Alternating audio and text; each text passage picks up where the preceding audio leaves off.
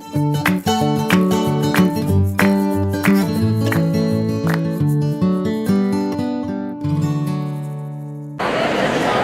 everybody. Good evening.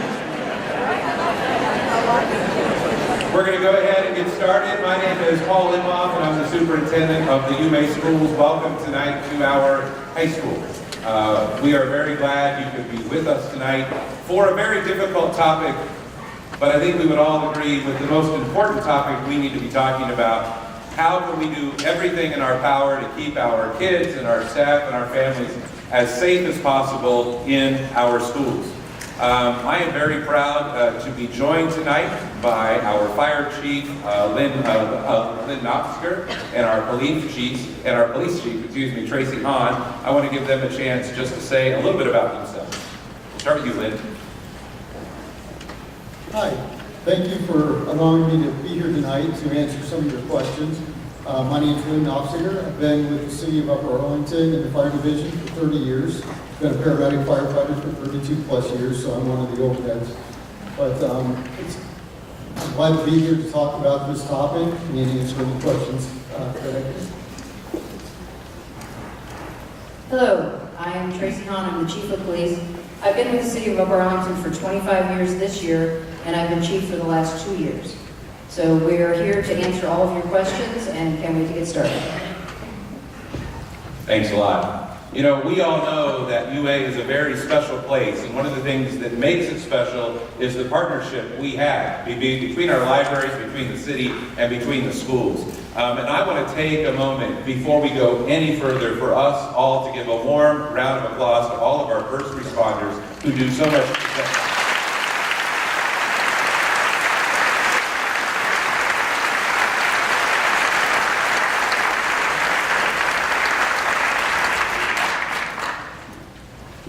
One of the things that's also special about UA is that when big things are happening, we come together as a community and we wrestle with them together.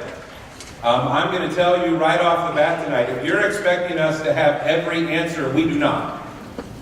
But we are going to keep working day in and day out to make our schools and our community as safe as possible. But understand, that is something that never ends. We have to continually be working on this. We will never reach an end point where we say we've done all we can do. We have to continually be about that work. And I think before we go any further tonight, I think it's very appropriate. And we want to start with a moment of silence in memory of all of those who have lost their lives in school violence across our country. So if we could please observe a moment of silence as we begin. Thank you.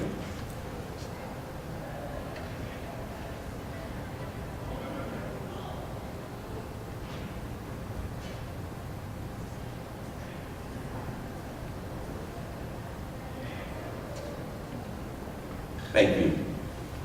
I want to introduce the 5 members of our Board of Education. We are very fortunate to have a visionary Board of Education in Upper Arlington, and they are all here right down front. We have the President of our Board of Education, Carol Moore. Carol, if you would stand.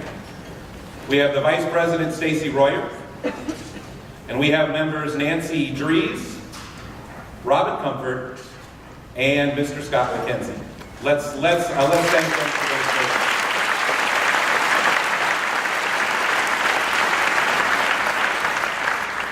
I also want to thank the City Council. They had a meeting scheduled for tonight. And we had to schedule this meeting for tonight because it was the only date we had, and we did not want to wait and have this later. And so they postponed their meeting tonight, and many of them are here, and they wanted to make sure that no member of our community had to make a choice between coming here and going to the City Council meeting. It's just another example of the great partnership we have in our community, and so I wanted to thank them. As you came in tonight, yes, thank you.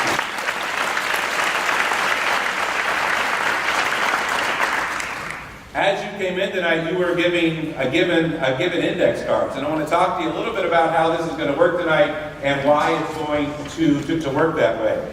We are going to invite you to write questions, comments, anything you would like on index cards, and we are going to be collecting them throughout the evening. And they are going to come down front, and we are going to project them on the screen, and we are going to respond to them. And we are projecting them so you know we are reading every word of what you write. And if you need to ask follow-up questions, fill out another card. We will have people in the aisles throughout the evening. And if you run out of cards and need more, just raise your hand. We will take care of you. The other thing I want you to know is we're going to stay here tonight until we're done. If you need to leave early, that is fine. But the three of us and the members of our Board of Education are going to stay here tonight until we're done, however long that is. We want to make sure that we take the time to respond to all of your questions and your comments. With that, there are a few exceptions that I want to be clear about. First of all, if you use profanity on your cards, I'm not going to put that on the screen. If you do anything to mock the views of someone else, I'm not going to do that either. And if you want to get into a specific personnel question about a specific person, we are not going to put that up due to privacy. But if you would like to talk to myself or one of the building principals about a concern, we are always happy to do that. And with those exceptions, I want you to know that we are going to project every card from the members of our UA community and staff. I do know that we have guests here tonight, and you are very welcome, but this event, as far as questions and comments, is designed for our UA community and our staff only. And so again, welcome. If you're not from UA, we are very, very glad you are here. And the reason we are doing the card system, and I want to be clear on this, we do want to make sure every voice is heard. Some of us are very comfortable standing in front of a room of people speaking on a microphone. For some of us, that is our worst fear. And so we want to make sure that every voice is heard, not just the voices of people who are comfortable doing what I'm doing now. And that is why we are using the card system, and they're also anonymous. And I want you to know that we're going to save all of these, and we're going to capture all of this information so we can use it to continue to improve our safety plans. I also want you to know that there will be questions you ask that we will not answer, because there are certain things about our safety plans that we keep secret in order to make sure we are as safe as we can possibly be. And that is on the advice of the experts that are here in front of you. And so understand, if that comes up, I will simply say that is not something we are willing to comment on. And please understand, that's all about doing everything in our power to keep our kids and our staff and those visiting our buildings as safe as possible. I also just want to reiterate one more time that this is a process. We are here tonight because we continue to be committed to making our school community as safe as it can possibly be.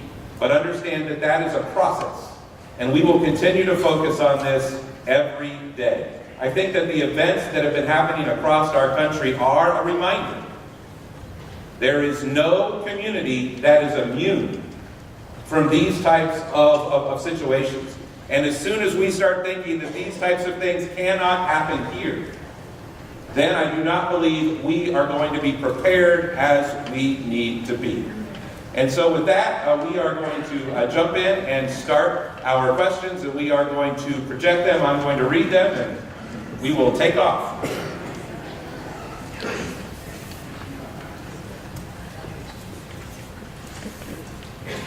How does UA policy comply with new theories of run, hide, fight versus a traditional lockdown approach?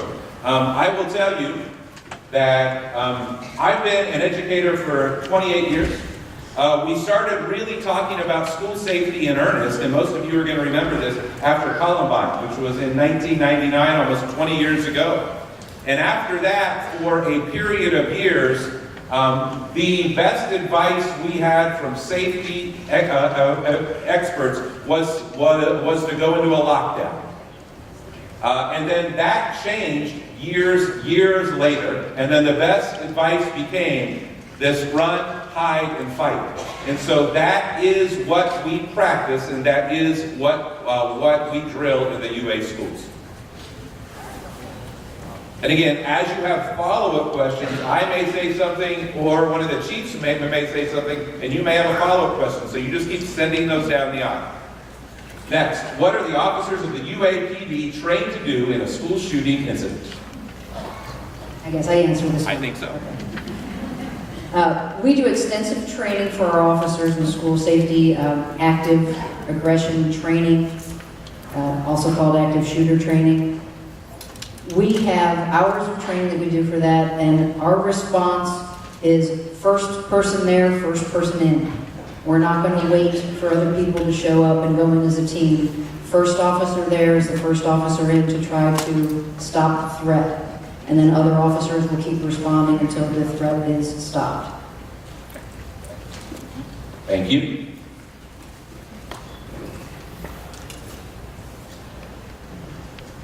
In a time where lockdown has lost its meaning, what is UA's plan for quickly communicating more meaningful information, both internally and externally, during a potential situation?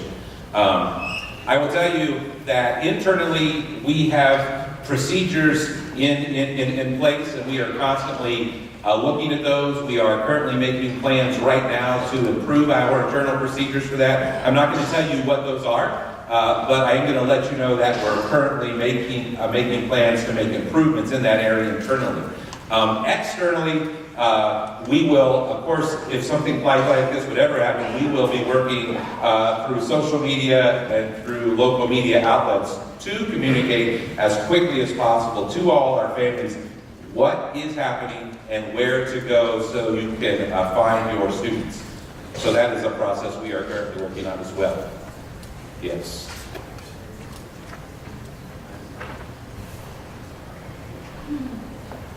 What is the argument to keep the high school lunch open?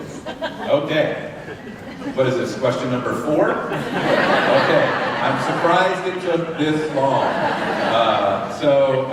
And I'm not making fun. This has been, it's a very serious issue, I will tell you. As you can imagine, I've been receiving a lot of comments and questions via a whole lot of different avenues since the events in Florida a couple of weeks ago. And this has been the #1 issue that keeps coming up. I will tell you, and I'm going to ask Chief Hahn to speak about this as well. Safety experts agree. Almost universally. In fact, I've not found any that do not agree. It is more safe to have a closed campus than an open campus. So there's not room for debate if you're just going to talk about issues of safety. A closed campus is more safe. I'm going to pause there and let Chief Hahn talk about that. Then I'm going to talk about a second part of that. Yeah, I agree. The safest way to keep everyone safe is to have doors locked, students inside, and no one that's not supposed to be in the school. When we have open lunch, we open up more than one door to the school, and that creates a lot of people coming in and out that maybe shouldn't be here. So I highly suggest that we close all the doors and lock them except for one way in and one way out. Now, as far as, so what is the argument? So again, the issue of safety is very clear. It's more safe to have a closed lunch. But as many of us know, the issue in UA gets into one of tradition. Parents will say it's a matter of teaching our students independence, freedom, and those sorts of things. And around those issues, I know that there is quite a lot of debate happening even right now in our community. But again, from the point of view of safety, the question is very clear.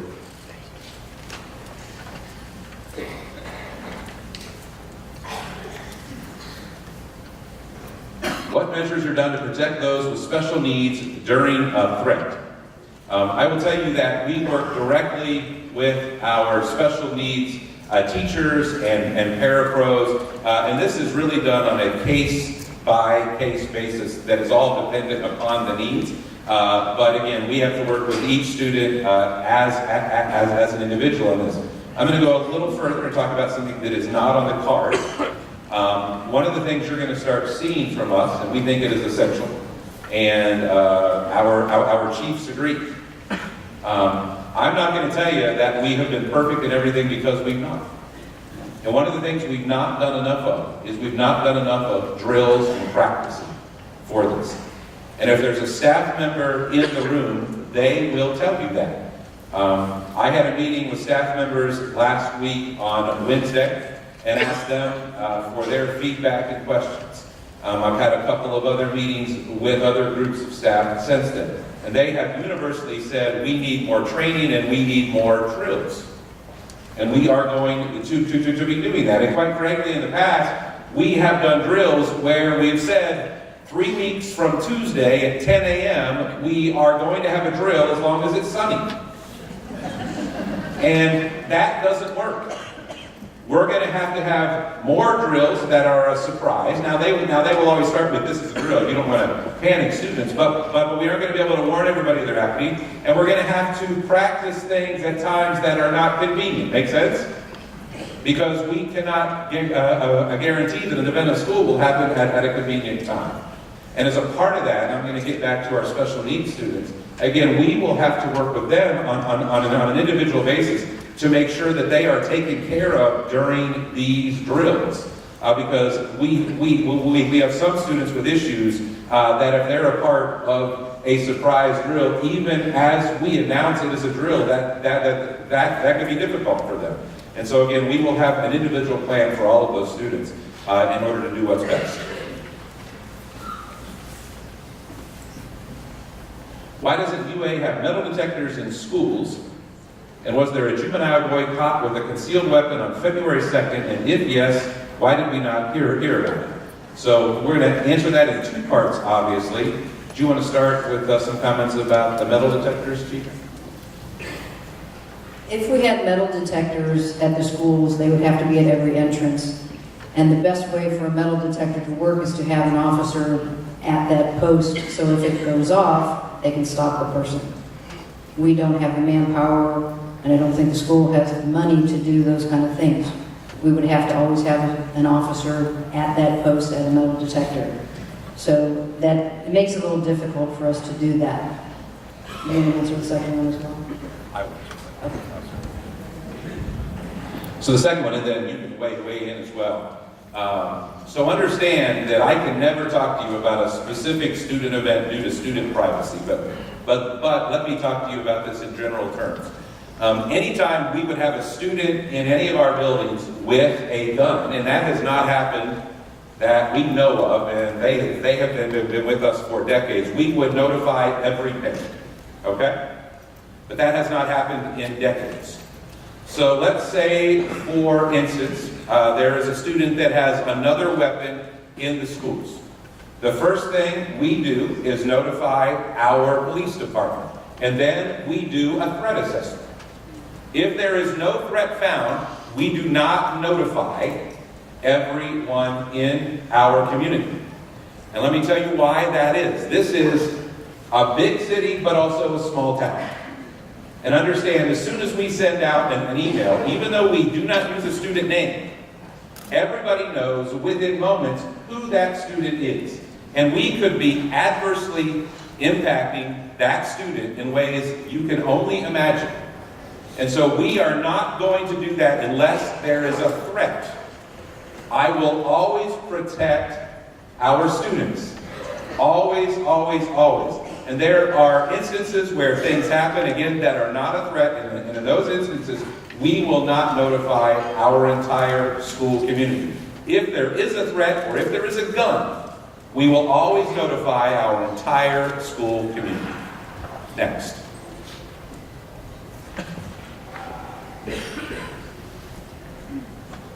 Will students have to show their student ID when they return from lunch through the senior doors? What was the concealed weapon, and why were we not told about that?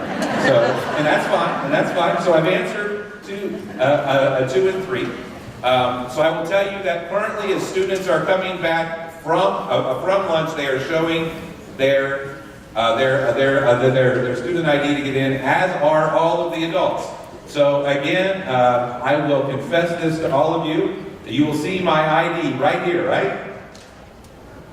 I will tell you, it was in my office on my desk for about the last 3 months. I did not have it on. I had gotten sloppy about that. I was not the only one. One of the things we are doing as a staff is 100% of us every day have to wear these. And any of you coming in the doors as adults, if you do not have a visitor badge, we are going to be talking to our students and staff about stopping you. Okay? We are a school district that is very, very polite, and that is great. But again, we have to put safety first, and that means at times we're going to have to do some things that may not seem polite, but that is okay in the name of safety. Next question.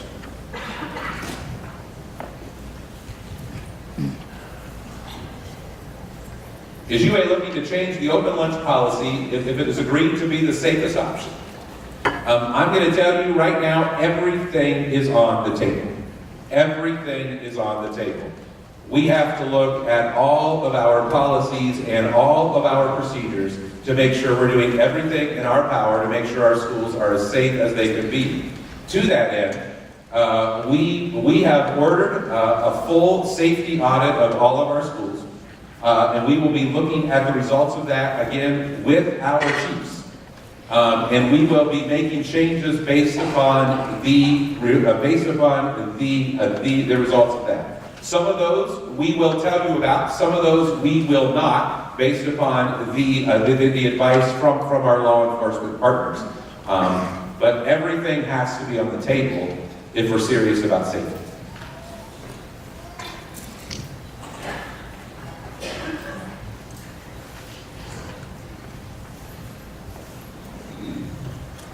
So, are you hinting that based on safety, lunch will be closed in the future?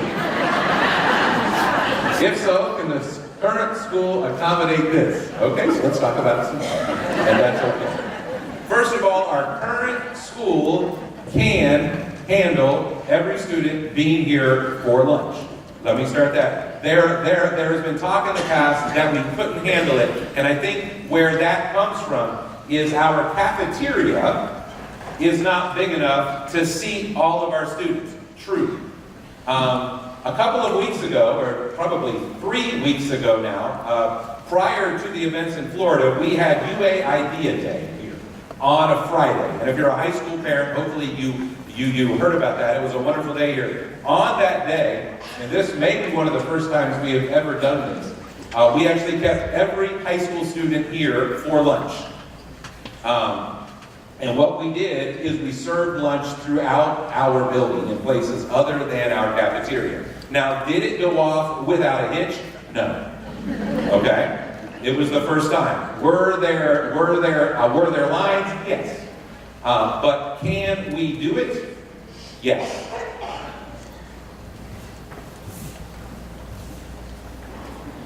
Do you believe the current high school has enough space for every student to be at school during a closed lunch?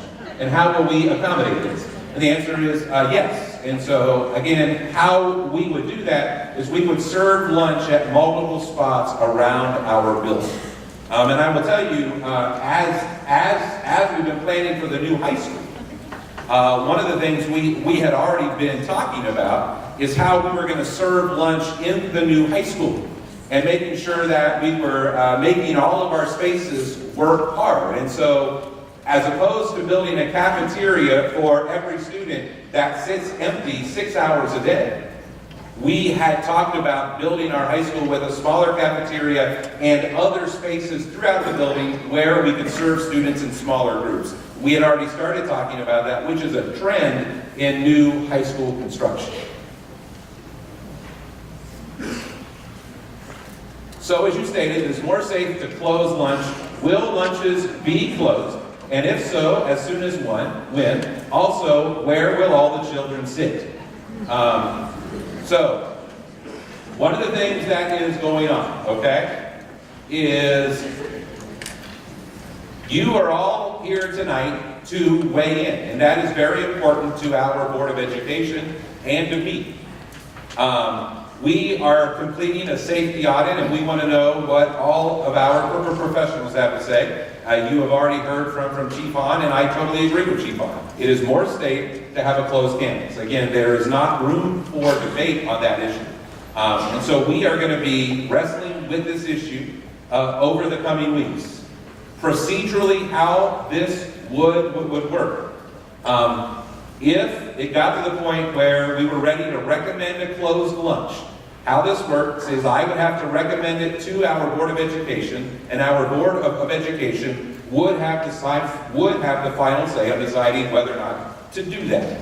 Now, as a community, we are a community that likes to weigh in on everything, right?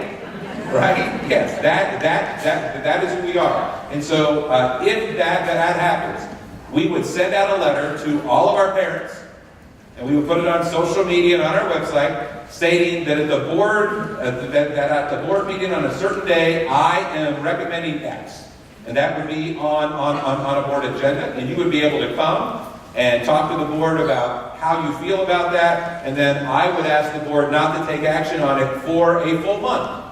So you would all have an opportunity to weigh in on it, because the board clearly wants to hear from all of you. But at the end of the day, this is a decision that I have to recommend and they have to make.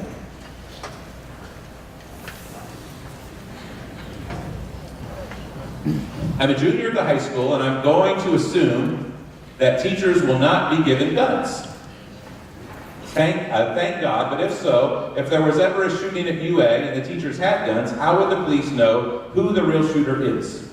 Question 2, why are we spending more time on tornado drills rather than actually practicing what to do in that situation, rather than just talking about it while some video plays? And number 3, do not take away our open lunch.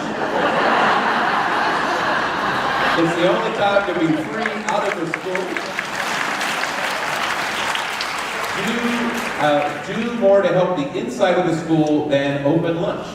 So I'm going to start with the first one. I'm going to ask the chief to weigh in on this as well. Army teachers. I will say never. Never. And let me explain that.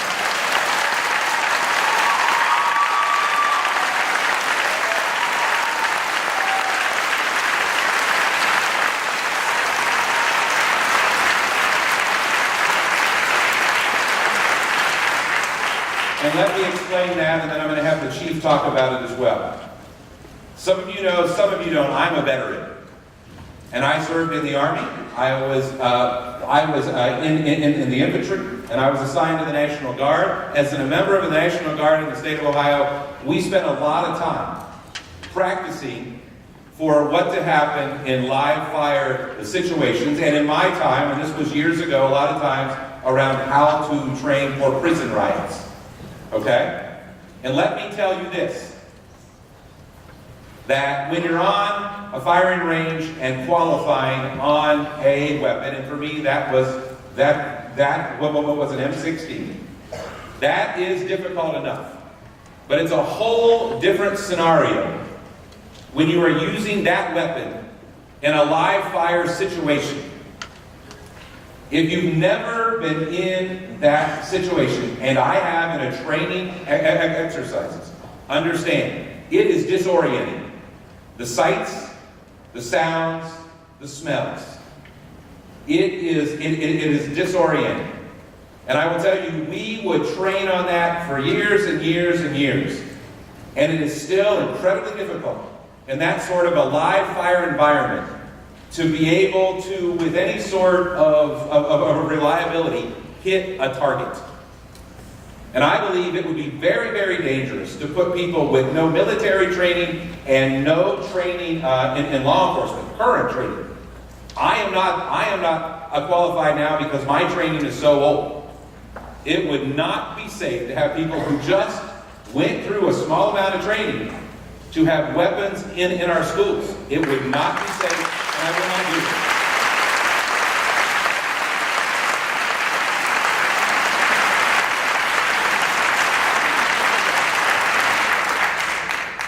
it. We've been asked this question a lot since the shooting in Florida. I am going to do what the school board wants to do. It would take hours, years of training to get teachers ready to carry in a school. There's so many things that could go wrong that you don't even want to think about. Teachers are here to teach and nurture our children.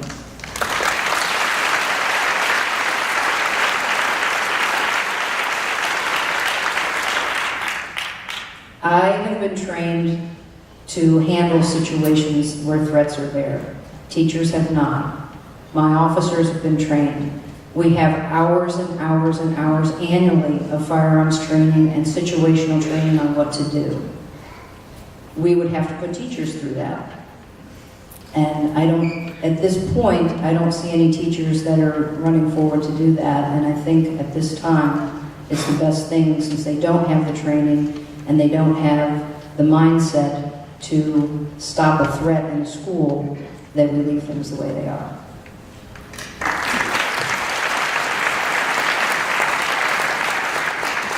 Why are we spending more time on tornado drills? Well, that day is done. And that is the right thing to ask, and we have to spend more time on drills. And so that day is done. And then, obviously, we have a junior student who believes we should keep open lunch. So, and I understand that. Thank you very much. Regarding fires and bomb threats, what units would have mutual aid? How fast can they be here? And during one of our actual real alarms, I had students being told different things on whether to go back in the building or not. So I'm going to start with the fires and mutual aid, Chief. Things you haven't been able to speak. I know. But you guys rest your voice. As far as fire alarms, mutual aid, we have an automatic response agreements with the City of Columbus, with Norwich Township, with all the agencies.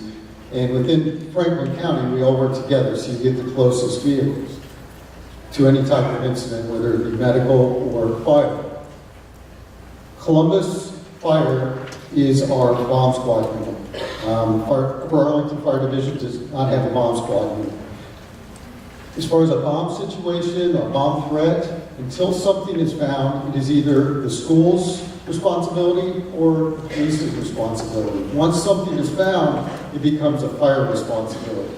At that point, then we bring in the bomb squad, and then they go to work, and we just go into a standby situation for them.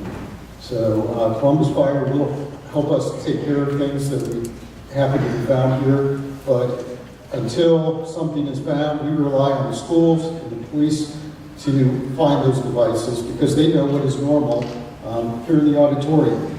If I would come walking through, I wouldn't know half the stuff down here. So, Great. Chief, you want to talk about bomb threats? When we receive a bomb threat, we pretty much send every officer that we have available in the city to the school or the area where the bomb is supposed to be located. We will do an extensive search with staff of that building.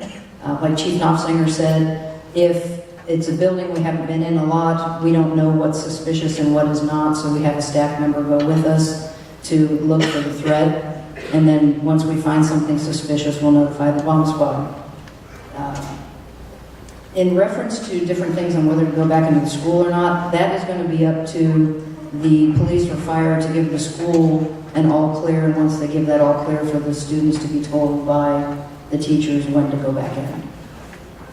Thank you. Next.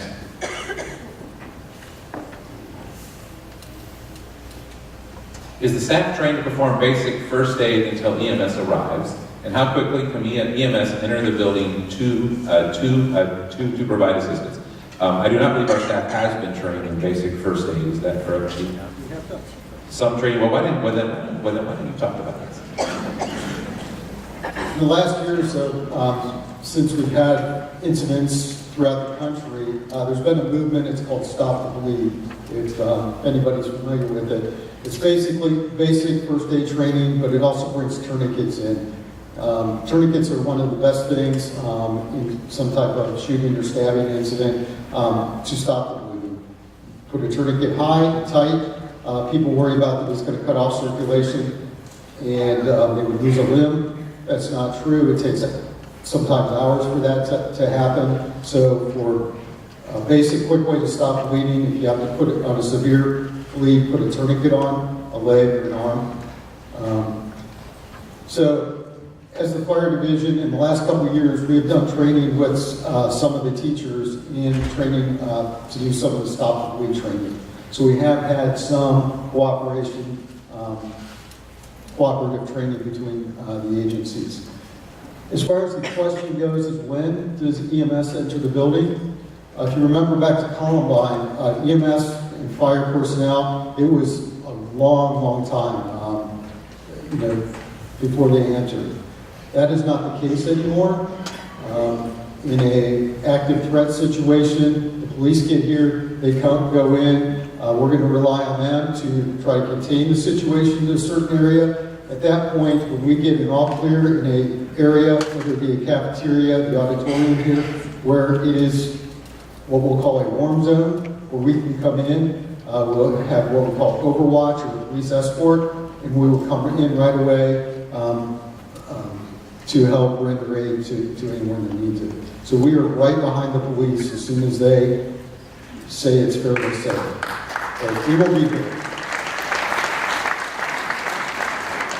I just want to add one more thing. All of the police officers are also trained in trauma first aid, specifically for gunshot wounds, and we usually beat the fire department here. So be sure that there will be people trained on the scene right away that can take care of injuries as well if they need to. Thanks, Tracy. Are there any plans for metal detectors in the new building? Plans, and what are the school board's ideas for making new buildings as safe as possible? So currently there are no plans for any metal detectors in our new buildings or in our current buildings. I'm going to say currently. Again, we are doing a safety audit. I don't know what that's going to say, and we want to work with our law enforcement partners on that and look at those recommendations. And so as far as the school board's ideas, our school board is working with teams of people from our staff and our community and students who are all a part of our design process for the new buildings. We already have hundreds of people involved in that, and we're also, of course, leaning on our professionals in the design world, and we're also working with these folks. And so we're going to be looking at a whole host of things to make sure our new buildings are as safe as possible. And I'm going to tell you, we're not going to tell you what all of those are. Some of those we're going to keep secret. But I also want to remind you that we are building or renovating 6 of our 9 buildings, and we have 3 that we're not going to be working on for another 8 to 10 years. And so we have to make sure that we're also making them as safe as possible. We can't wait 6 to 8 years to make safety a priority. And finally, we cannot wait for our new buildings to open in 2 or 3 years to make safety a priority. And so I want you to know, as members of our community, it is likely we're going to be spending money on current buildings to make them safer, and there is a possibility that some of those things we do, we're only going to be in place a couple of years, and then buildings are going to be torn down. But we do not feel we can wait a couple of 3 years to be as safe as possible. And so we're going to be looking at those things now. And again, we will tell you about some of them, and others we will not, again, based upon the recommendations from our law enforcement and fire folks. Okay, here we go. How often does each school practice active shooter drills and other safety drills? And I'm going to do these one at a time. So do you want to talk about drills, fire drills, and all that stuff? I'm going to start with fire drills. Fire drills. State Fire Code has regulations that state there are so many fire drills that the school has to participate in a year. And they're required to do that by regulation. The question has been asked, can we cut some of those fire drills down, make them active shooter drills, those type of things.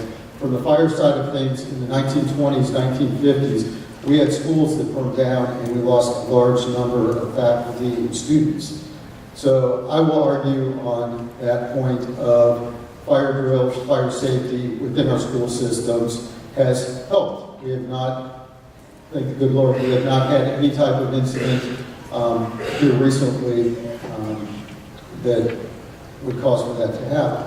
So it would be my recommendation to keep fire drills as they are, and it is regulated by the state.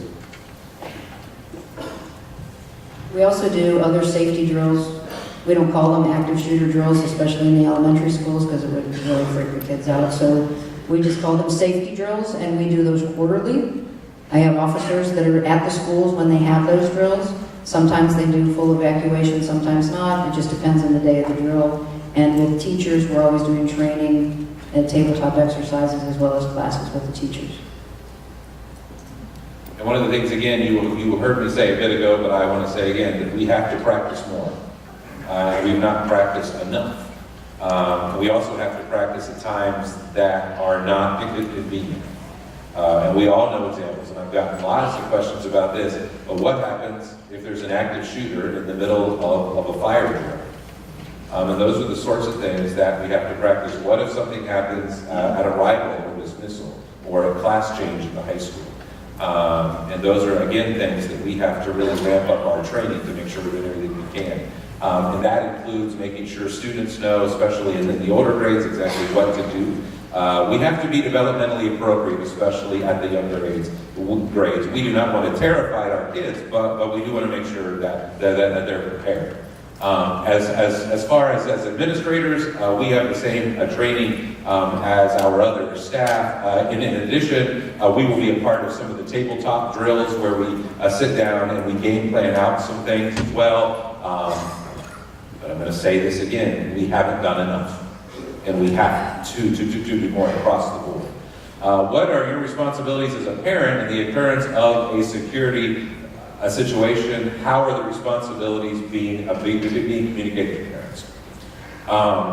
One of the things I've had an opportunity to do, I've talked to the superintendents from 2 different school districts who've been through this. And one of the things that they've told me is, and I think we all know this intuitively, is every situation is different. So I will tell you, we have plans for how we are going to communicate with all of you as parents. But in a situation like this, these folks are calling the shots. And that's how it should be. And it's going to be based upon the information they have at hand and what is the best thing for us to do in the moment to keep our kids safe. So do you want to talk about that at all, Tracy? Or did I cover that okay? And then what is the communication process between parents and first responders, police, and all of those things?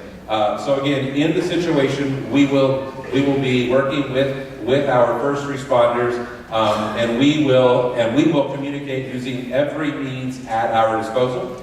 I think as parents, you all know one of the systems we have when you hear my voice at 5 a.m., right? And that's something we can use from anywhere, social media. I will tell you, as a parent, if you're not following us on Twitter and Facebook, you should be, because that is something we will use, and we will send out a group emails as well. And we're always looking at our calling systems to see if we can upgrade them to actually do a better job of keeping you informed. As a parent, and I've talked to parents who've said, you know what, I don't put all of my numbers in the system because I don't want to hear your voice at 5 a.m., okay? And I get that, okay? But I would encourage you, we need all of your numbers in our system, because if something happens, we need to be able to get a hold of you quickly. So please make sure that we have all of your information. If there were an incident at one of the schools, the first thing that I'm going to tell you is don't go to the school. If you go to the school, we will keep you out, and that will just cause you more stress. The school will communicate to you a gathering place where we will reunite you with your children. We don't need more cars, more traffic, more people running around the school when we're trying to contain the situation. So please stay away from the schools that are the active problem, and we will let you know where you can reconcile with your children.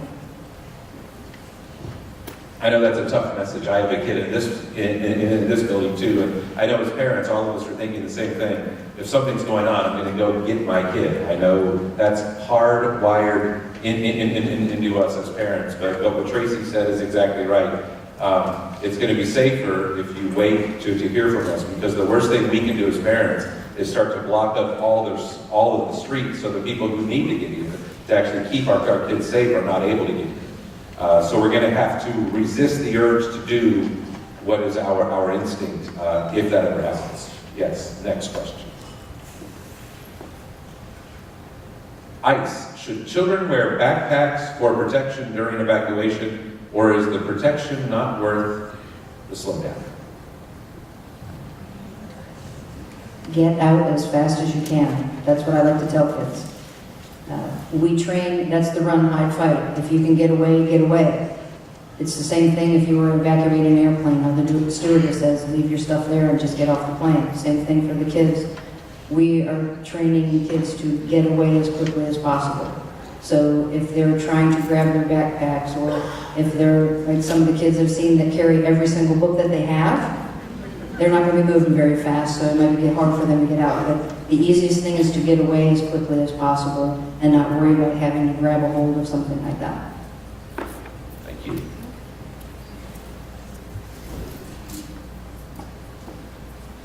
Has there been consideration of school resource officers at all UA schools? If not just the high school, has there been consideration of increased security of entering buildings during school days or during school functions, metal detectors? So we'll start with the first one, and I'm going to ask Chief Hahn to talk to us about our SRO program and what your thoughts are on that. Currently, we have 2 SROs. We have one in the high school, and we have one that splits the middle schools. We just started in January. So we have 2 right now covering those schools. Whenever I'm asked if I want more police officers, I'm going to say yes. That's what police chiefs do. We always want more people to protect more places. I think if there are police officers in schools, it will make them safer places.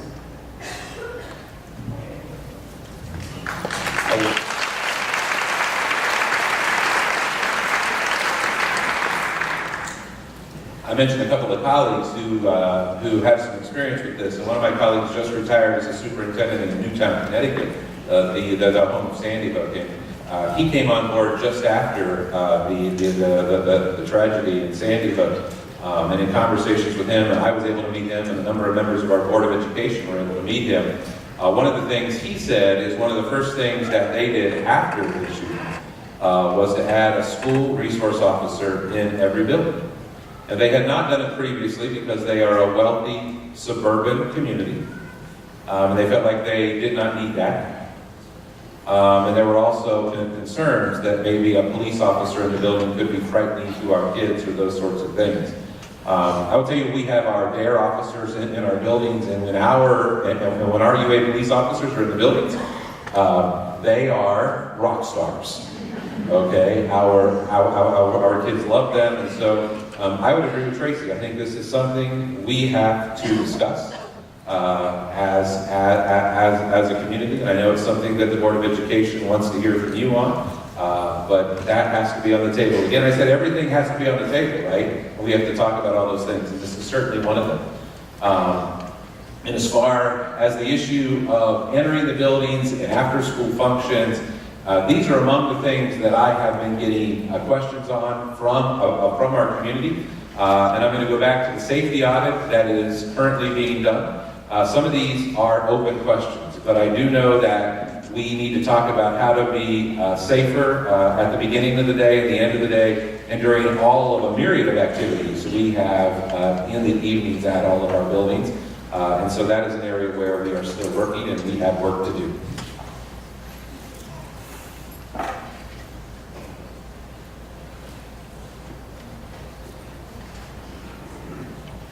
What was the reasoning behind the video of the police officer on the day after the Florida shooting saying, fundamentally, there's nothing that can be done? Are administrators aware this is what the students took away from them? So, you want to talk about that first? Sure. The school resource officer did an interview with students for an end of Friday announcement, right? Yeah, kicking it live. Kicking it live, there you go, I can remember the name of it. And unfortunately, some of the things were said, edited, the message he was trying to get across did not come across appropriately. The timing of that was right after the shooting, and they had interviewed him during the week. That was also the same day we were burying 2 police officers in Westerville.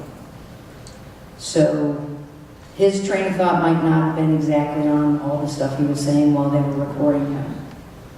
He is a very good officer, and what we want the students to know is that this is a safe community and this is a safe school, and every officer will do everything they have to do to protect the citizens and the students.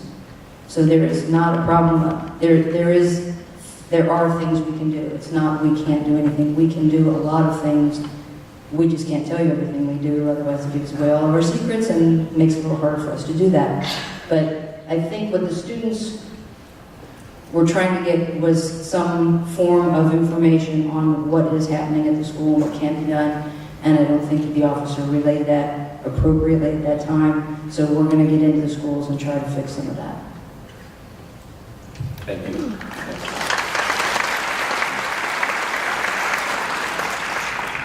My high school student told me that there are several police officers regularly stationed on both floors of the high school. Would it be possible to divert some of these officers to be stationed near doors where metal detectors are installed in the future? And again, that's all going to be a part of our safety audit to determine how to use officers and where to use officers. So we will be looking at all these things. Next.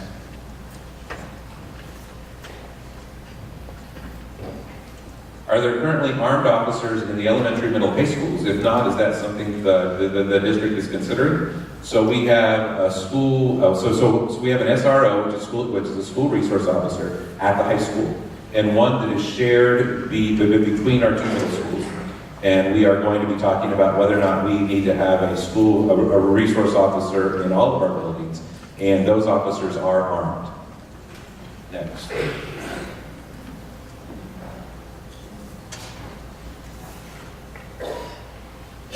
During an active shooter situation, should parents call students? I know you're going to want to do that, and you're going to want to come to the school. Both of those things are not highly suggested. If you start calling your students and they're actually hidden somewhere from a shooter and their phone starts ringing, the shooter's going to know where they are. So you want them to be as quiet as possible. You want them to be as quiet as possible. If they're going to text you, great, and let you know they're okay. But I would not suggest calling in the students. And the other thing is that has come about during situations like that is that the cellular towers get overloaded and you're going to get busy signals. And the more busy signals come in, then the school's not going to be able to get their message out, as well as we may not be able to get a message out if we're trying to use the cell phone and or the internet, things like that. So you will overload the towers if you all try to call your kids, and you may put their safety in danger if you call your kids and they're actually in a lockdown situation. Thank you. And I know that's tough as parents because, again, right, I have the parent hat on too, and the first thing that we want to do is to find out if our kids are okay. But this is a good evening tonight to think about this and to hear from our chief to make sure we are doing what's safe, even if it's the opposite of what we want to do as parents. Next. Would it be possible to buy the classroom door barricades for the school to be put in each classroom? And I will tell you that is something that we are looking into right now. And again, I'm going to keep talking about that safety audit. We are looking at that and talking to both our police and fire chiefs about that, but we are looking into that, yes.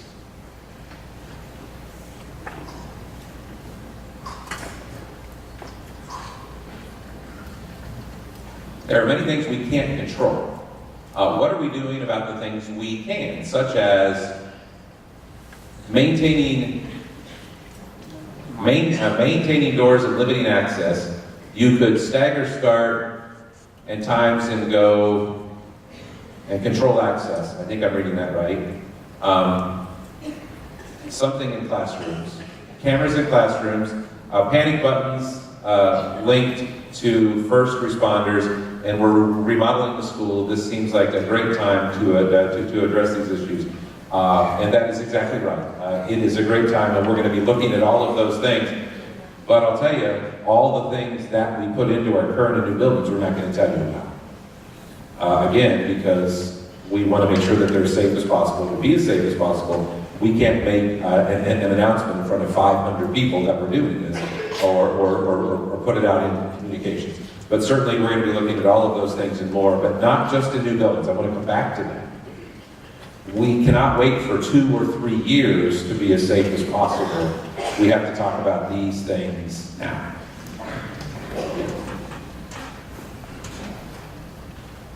Is Jones going to get a holding area before a visitor can get into the hallway, similar to the other schools' front entrance? So again, we are looking at every school building, and we're having the safety audit done. And if we need to make improvements to any of our buildings, including the ones that are going to be coming down soon, we will do that to make sure that, again, they're as safe as they can possibly be.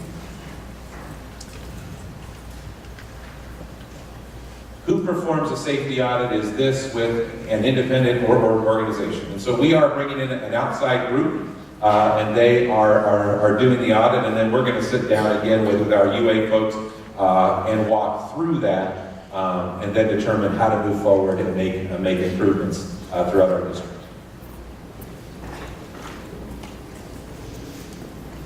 Safety audit.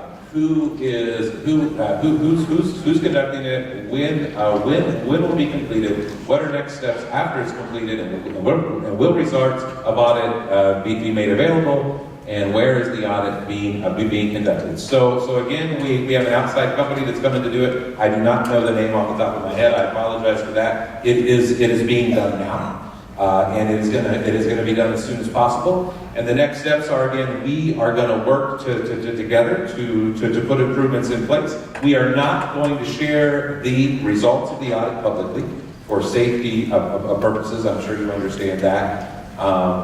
And it is being conducted in all of our buildings.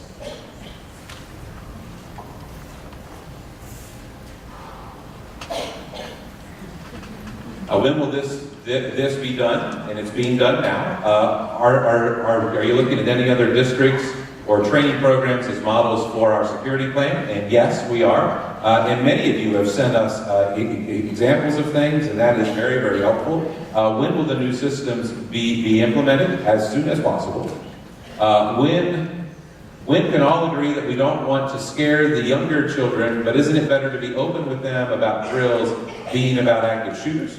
If it happens, we don't want them to be scared to the point of freezing in that moment. And again, we are going to work with our youngest students, and we are going to lean on our teachers to make sure that we are preparing them in a developmentally appropriate way. And we will have to be working with you all as well as elementary parents, so that you can be working with them at home. And so there is a line here, and we understand that, and we have to prepare them. But again, we do not want to cause anxiety in them.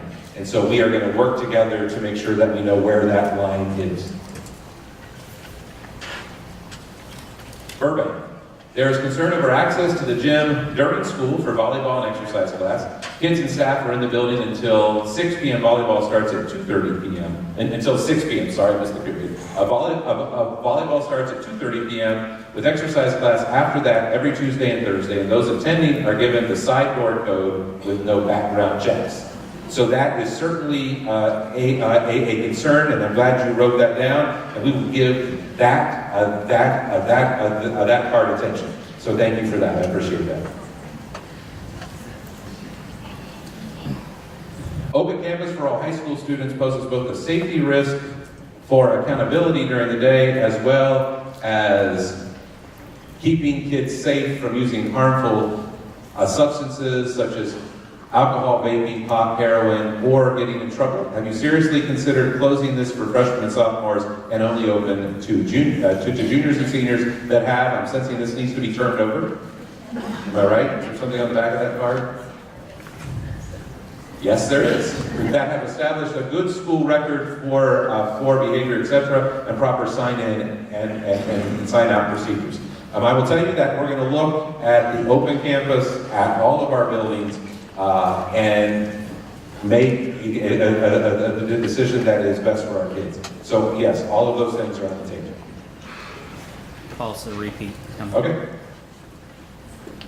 Who is performing the safety audit and how long will it take? Again, I've answered that, but we want to make sure that you see that we're putting every card under the camera. I don't want you to think that we're skipping your card. Next. Can building secretaries have a button on phones that go directly to our police and 911? So again, that is a safety procedure, and those are the sorts of things that I'm not going to talk to you about.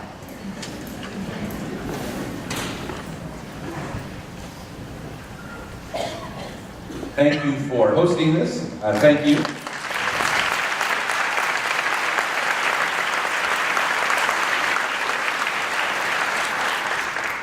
I'm not sure, but I'm under the impression that classroom doors open into the hallway rather than having classes try to barricade the door. Would it be possible to fit the inside of the classroom doors with barn door style steel doors that the teacher can lock from the inside? So, Lynn, I'm going to let you talk about this from the fire code. I think maybe. So with the fire code, you have to be able to, without a barricade on the door, to be able to open the door without any type of lock or key. It's got to be a thumb bolt or a push to open access. Just a little bit on the barricades. The Board of Building Standards has made an exception along with the Ohio Fire Code is addressed in the State Fire Marshal. So that is something we are going to discuss as a group and certainly take everything into consideration when we're looking at the safety. Thanks, Lynn. Next. What are the budget concerns with any new safety items? Is that right? So I will tell you, and I will speak on behalf of our board, safety has to be the most important thing, right?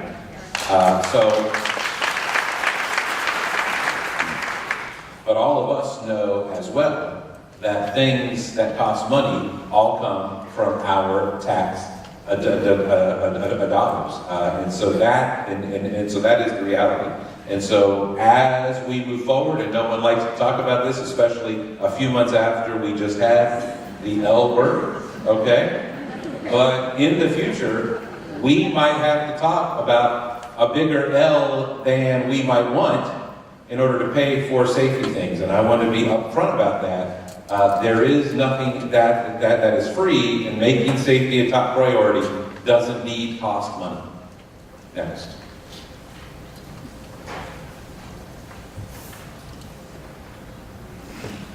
What happens if you get a tip about a potential shooter, and we're talking about how the FBI school police knew about the latest shooter in Florida, and how much extra security, metal detectors, cameras, etc. are planned for new schools, and will this be discussed with our community? So I'll let you take one, I'll take two. So when we get a tip, and we have had tips in the past, some come from the FBI, some we give to the FBI. We investigate each one to make sure that it's not a viable threat.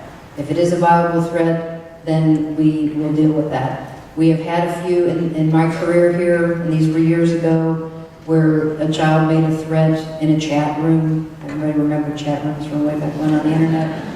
So there was a threat made, and a parent actually in Florida saw it and called the FBI. They called us. We go to people's houses, we knock on doors, we make sure we talk to these people to see where they're at and what their situation is, and then we will deal with that appropriately. And then the second one, so we just had a round of meetings for our entire community about facilities, just about a couple of weeks ago, and we're going to have another round of those coming up in April or May. We'll send a postcard to every home. We'll put it on our website, on social media, and we encourage everyone to come out and get involved in that process. As you know, we've involved thousands of people in our facilities process, and we are going to continue to do that. what our board of education has said is this has to be a community effort, so that the final building designs are a reflection of what you all want. And so it has been a very inclusive process, and it'll continue to be, including safety, with the exception of this.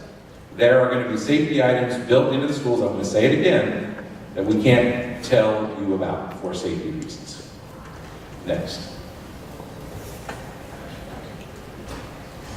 Please screen these cards for duplicate questions. Thank you. So let me tell you why I'm doing this, and that is great. But,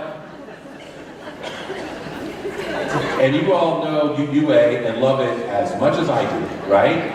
One of the things I don't ever want to do is filter what you are trying to tell us. And so if it shows up 15 times, I know that you wanted to show up that many times. And so again, what the board told me before tonight was be transparent and cover every card, and that is what I'm going to do, okay? So thank you.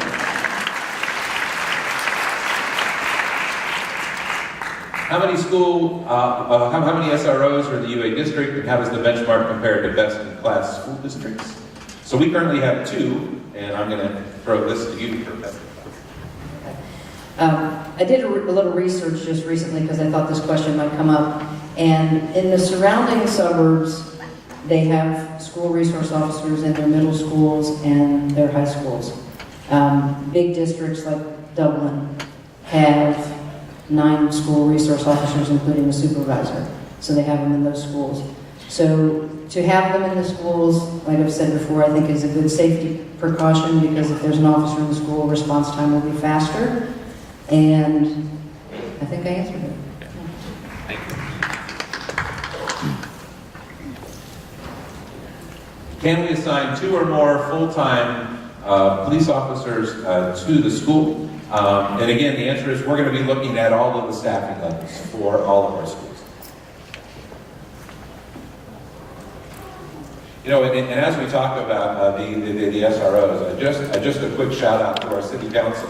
So we have 2 currently, and we share that cost. Our school district pays half, and our city pays half. Again, it's just another example of how well our city and schools really do work together to concentrate on safety for all of us. Can you describe the run, fight, hide approach? Sure.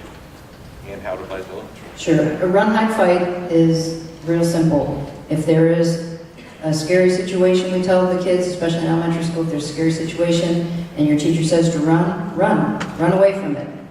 If the teacher says, no, stay in the classroom, we have to hide, then we're going to hide from it. And then if the bad guy comes into the room, we teach them to fight them if they need to. And most of that's on the teachers. That includes throwing books at people and things like that, just distractors for little kids. Whatever a child can think is a weapon in his school, whether it be a book, even an eraser, just to distract someone so that the kids can then run by and an adult can take over the situation, that's what we teach them. So we teach them to run away from the problem. If they can't do that, then they hide from the problem. And if they can't do that, then they have to engage the problem. Thank you. The other thing we've been stressing to our staff is if this happens, we cannot train our staff for every possible situation. And we've told our staff, and we're going to keep telling them, do whatever you think is right in the moment to keep as many kids safe as possible, whatever that means. Yes. What is the long-term plan for monitoring open lunch and the senior doors, and will it continue forever? And again, that is something we are looking at, okay? Thank you. With a daughter who spends time in the intervention specialist room, I'm wondering if UAPB has any special training for kids with autism or other special needs. Yes, we do. We go through training annually with all of the officers on how to deal with people with different mental situations, whether it be autism, Alzheimer's for the elderly, or any other mental illness issues. So we do extensive training with every officer for that on how to deal with those people. Part of one of the programs we have, which is called Project Lifesavers, for people that walk away. Right now, most of our clients on that are elderly with Alzheimer's, but we can also use that for children with autism that tend to wander. And we train all our officers on how to approach and communicate with people with those issues. Just want to address those special needs. The fire division started up a pilot program called the CARES program, and within that we are establishing a special needs registry. And what that does, with permission of the parents, we will come out to your home, we'll assess a safety audit on your home, but where it affects the schools are, if we know we have special needs children in the school system, we're able to put that on our CAD system, our computers in our vehicles for both police and fire, and NRAC, our dispatching agency, can give us that information, can actually highlight it so we see that as we are being dispatched to schools and different things. So if you are interested, please contact the fire division and we can help get you registered. Thank you.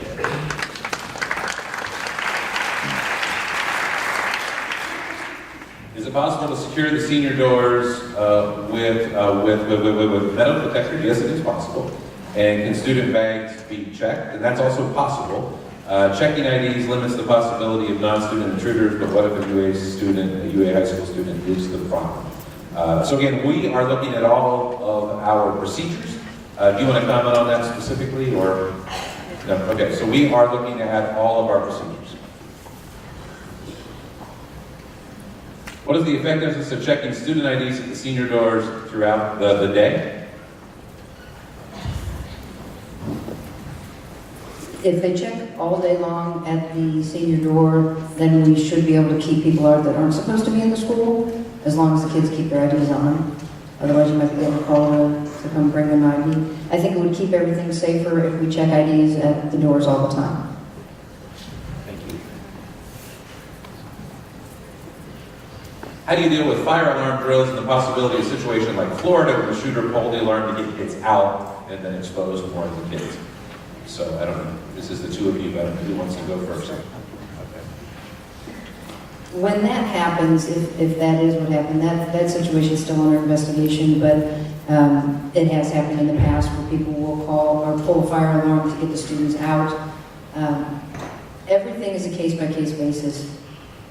We can't train for every single scenario, but there would be part of the run, hide, fight where we would tell the students if they're starting to run direction and they hear gunfire from that direction, turn around and run the other way. They have to go away from wherever they hear the sound of the problem. So if they start to exit the school on a fire drill, and I think that was part of it in Florida, is then they started hearing gunshots, and then they started going back into their classrooms and barricading. So everything is a case-by-case basis, and it would just depend on the situation and the location.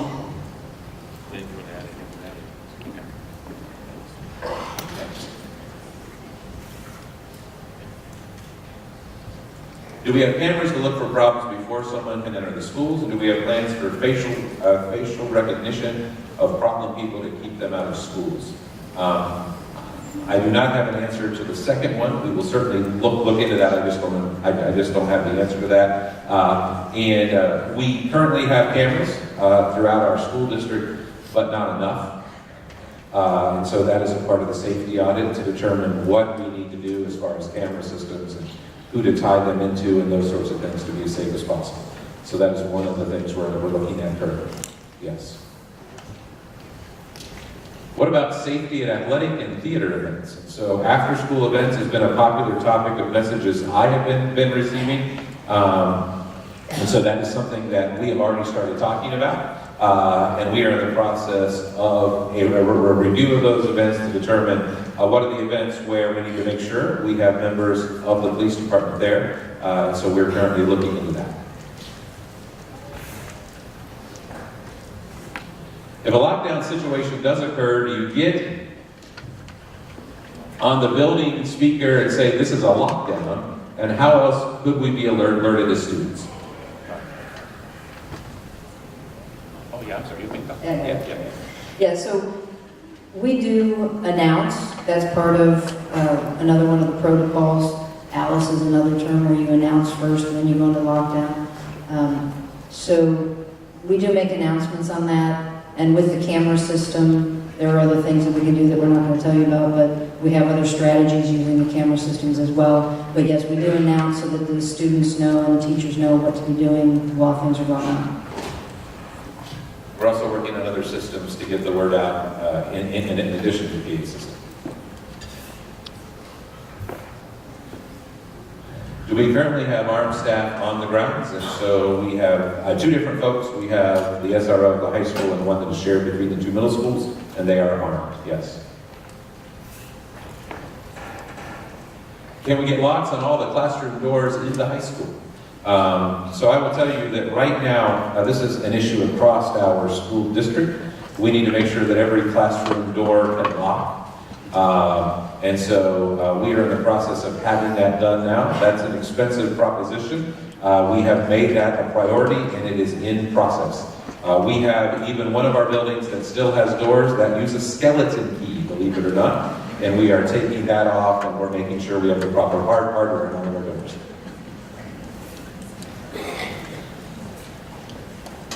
Some changes being discussed are closed lunches and closed study halls. I understand the thought behind this, but students are feeling they are being punished. Any insight?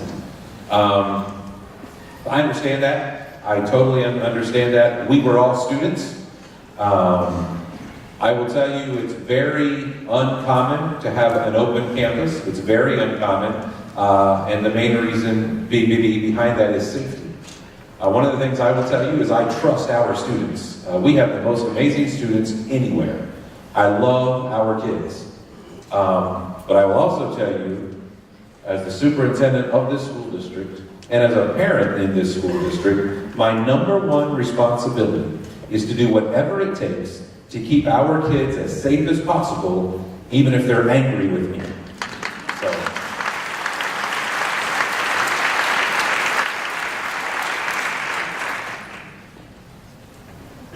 How do we coordinate with and take advantage of Franklin County Sheriff knowledge, resources, and training capability?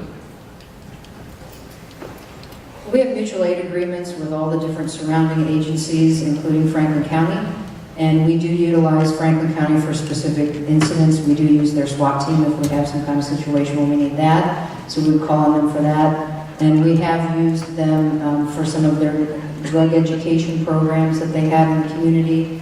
We've had them come in to do that. But we have a mutual aid agreement with all the different agencies, so if something were to happen, I can guarantee you that Grandview Heights police officers will be here, Columbus police officers, Perry Township, Franklin County, Ohio Highway Patrol will be here with all of us doing whatever we need to do to keep everybody safe. Thank you. Yes. Is there a safety protocol in place should an intruder incident occur when the kids are outside but on school property? And yes, there is. But again, I'm going to say this again, we haven't trained enough. We just haven't. And if you talk to any staff member in the room, I think they would echo that. So that's an area where we have to do a lot more training for them.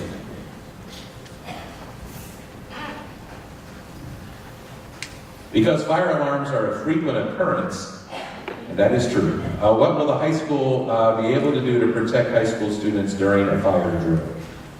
And again, so if you're not a high school parent or a high school student, you may not know that we have more fire alarms and fire drills than is probably typical for a whole host of reasons that are out of our control. But this is one more thing that we are going to have to practice and talk about even with our students. Because, again, we can't just practice the things that are convenient.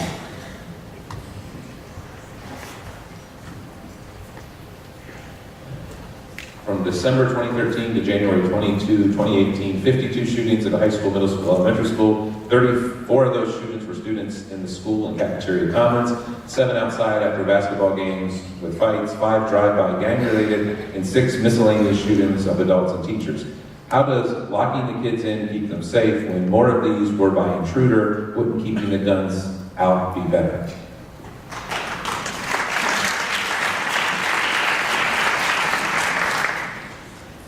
Yes. I mean, keeping guns out, yes, that would be better. So that's one of the reasons why the only people carrying guns in the schools right now are police officers that are trained with the weapons. Locking them in, keeps them safe as well. If they're locked into a classroom, if that's what happens and you have someone walking the halls, the police officers can come in and deal with that threat without having to worry about the kids or anyone else running through the hallways at the same time. So that would be where locking them in would keep them safer. And remember, we don't lock kids in. Remember, we run, fight, hide. That was in the old days when we did lockdowns. Now it's run, fight, hide, so we do not lock kids in any longer. Yes. Are there plans to help evacuate second-floor classrooms safely and quickly? And again, that is a part of our drills, definitely. Yes. Why don't students have to show ID when coming through the main office? And that is one of the things, again, I've been getting that as a frequent question. And so that is a part of the safety for procedures we are reviewing currently. What steps are being taken now to tighten up security at the elementary schools, metal detectors, UAPD officers in the front office, somebody who is trained to decide to buzz visitors in or not? So again, we are working on doing things now, and that is a part of the safety audit. One of the things that changed starting today, and if you're a parent in any of our buildings, you will know we have a buzzer system. And the reality is, prior to today, if you hit the buzzer, you were let in. And that changed starting today. And starting today, you're going to be asked your name and what is your business and why are you there. It's going to take you longer. It's going to take our secretaries longer. But again, we have to do more to make sure that it is as safe as possible. And we are also looking at, thank you. But I'm also going to tell you this. Don't get frustrated with our secretaries. Our secretaries are flat out amazing, okay?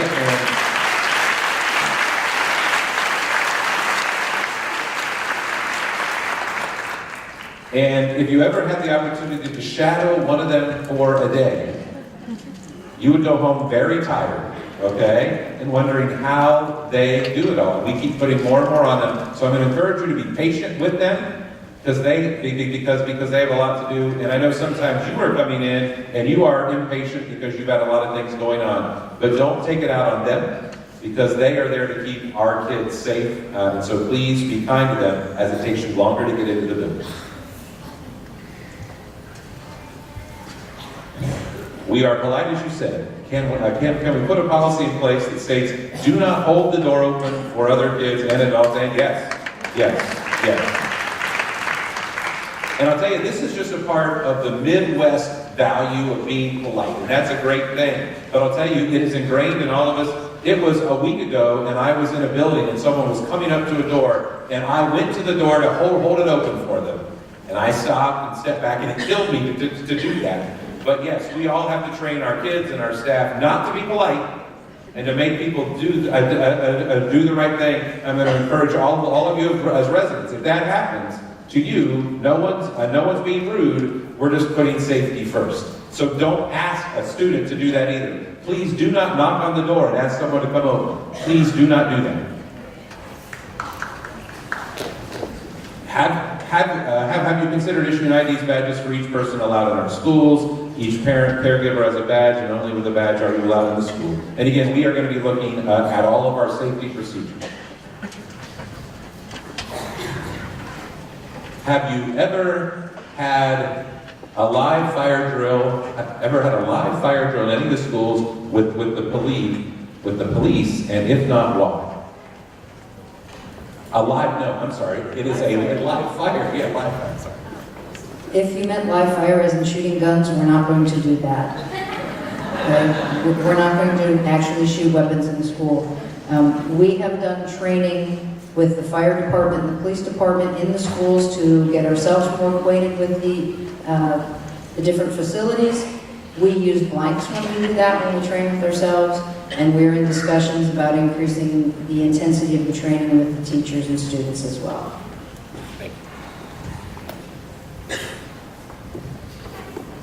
Okay. Why not have an armed officer in each school? And that is a great question, and again, that is something we are looking at. What happens when kids come in the building without an ID? What is the procedure now? In the past, kids without IDs got sent to attendance, and now that student child has just been granted entrance to the high school, and what are they doing now? And that is exactly right. And so right now we are actually holding them until we can determine they are supposed to be there. But in the past, we did let them go to attendance, and obviously not the safest thing, and that is something that we are looking at, yes. But currently we are holding. The incident in Florida started with the shooter pulling the fire alarm. It's a standard protocol in UA for the police to respond immediately to fire alarms in the school buildings. Right now, the only time we respond to fire alarms is if we need to block the roadways for the fire truck. It's usually fire that just responds to those, but we can also look at changing that protocol. Thank you. As a homeowner less than 100 feet away from the school, what should we do if we are home in a shooting event? One of the things I would tell you, and I'm telling the staff this as well, to go to the safest place. And if that's your house, I told them to get in whatever it takes, even if you're not home, and we'll settle up later. But if you are a neighbor, we are telling the staff, go to a safe place, whatever that means.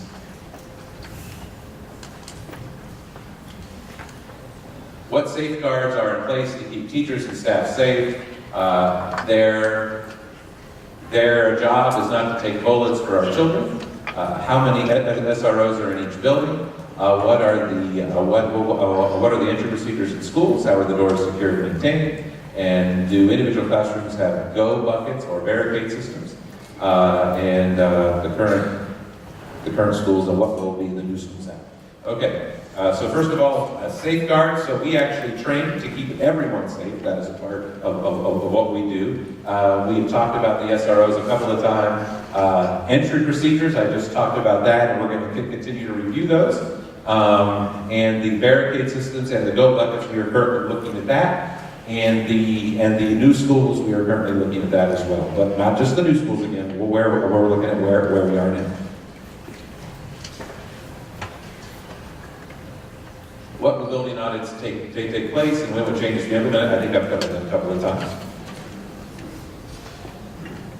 Do we have school resource officers in the school? Again, covered that. Recognizing that money matters, and we may have to give something up to pay for more SROs in schools full time. How many SROs could we get if we did not have iPads and MacBooks for every student? And that's a different fund, so the answer is no more, because again, that comes out of a different fund, and a fund from which we cannot pay for personnel. Will school resource officers be armed with AR-15 so as to effectively meet force with equal if not superior force, and will SROs wear body armor, and can this armor be pierced by an AR-15?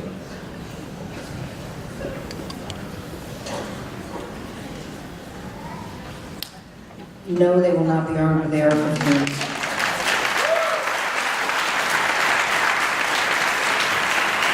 But the officers responding will be, because the officers most officers carry them in their cruisers for an event like this. They're a more precise weapon for us to use to eliminate a threat.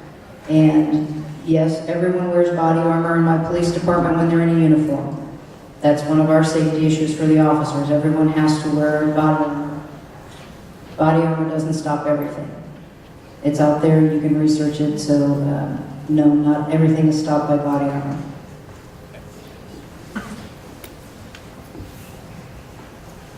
Can you account for all the building keys that parents and students and team captains currently have out? And that's a problem. And that is a problem, and one that we are working on. I will tell you, in the new buildings, we're not going to have keys as much as access cards that we can turn on and off as well. So, during the school day, ID checks can monitor who's in the building, what implements, what improvements can be put in place for after-school activities when others are entering the building. That is something we are looking at. Again, I've heard from a lot of you on that, and we have work to do. Open lunch, safety concern, door access, and plan for security and protocol for allowing people in the buildings. Again, all things I think we've talked about. I'm a new parent at the high school, and I don't understand the open lunch policy and why the high school can't have a more controlled access policy like Jones and Barrington. The open lunch seems like a safety hazard. I'd like to see the high school pursue alternatives for lunch and a more controlled access for the high school. Again, I think we thank you for that comment. Will open lunch go away with the new school building? If not, why not? If it's safer, can parents vote or give input on this? And yes, parents can always give input on this to myself for the Board of Education. We always love to hear from our community. How can students be brought into the conversation on school safety along with staff? We are the ones in classrooms facing the situations. And I totally agree, we are going to be involving students in this where it is developmentally appropriate.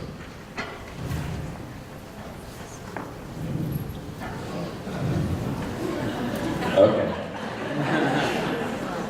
It seems if schools are smart, if schools Short in resource officers. Thank you. If schools are short of resource officers, wouldn't it be helpful to have well-trained teachers, staff carrying guns? And I do not think it would be. Is it underestimating the capabilities of helping protecting the kids?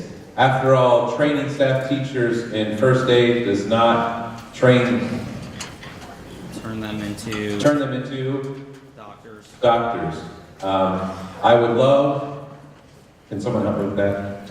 I would love to have only officers at the school, but sure, this is not possible. It's better to have responsible, well-trained people to help first responders. Thank you for understanding all these questions. And again, I understand that, and I understand the viewpoint, again, but I feel strongly that, again, as a member of the military, it takes a lot of training to be able to be in that situation, and that's not something we are going to be discussing as a school district.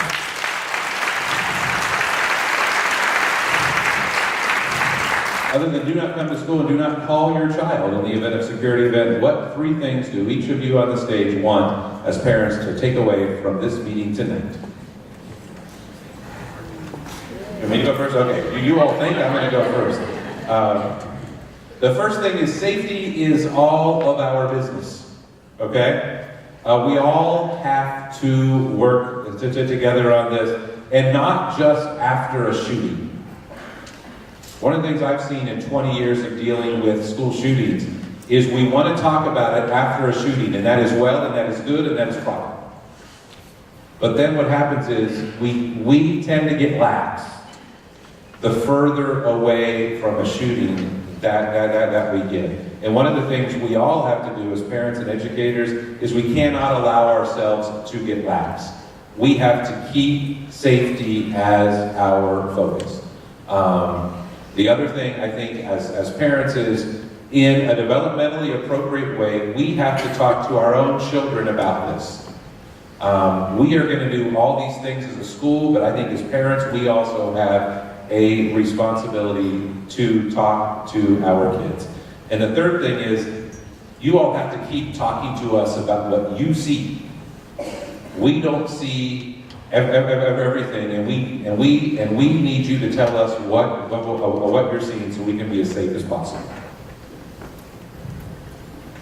The first thing I want you to remember is that all of the police officers in Upper Arlington are very well trained, and they are here to protect the students in the incident of a school shooter. They will do everything that they can to make sure that nothing bad happens to kids in these schools.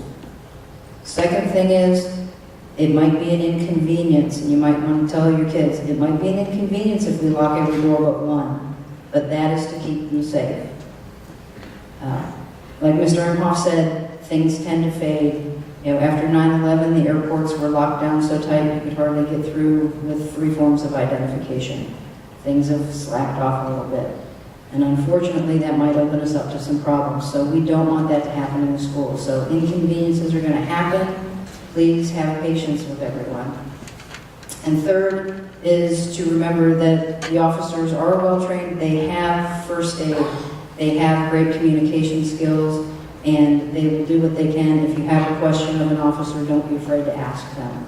They are here to help inform you. Anyone, you see one on the street, write them down, ask them a question. They will try to answer your question. If they can't, they'll come to me so that I can answer your question. I'm also going to reiterate that the men and women of the fire division are here to help you, whether it's in the school, in your home, out on the street. We're here for you 24/7, 365, and they're well trained. I will put them up to anybody in the state across the country. We were probably one of the first suburbs in the country to have paramedics trained in the United States back in the early 70s. So we've always been progressive, and we're going to continue to be progressive. Learn CPR, learn first aid. That'll help you here in the schools, but also at home. And then just have situational awareness. What I mean by that is, see something, say something. Let us sort it out.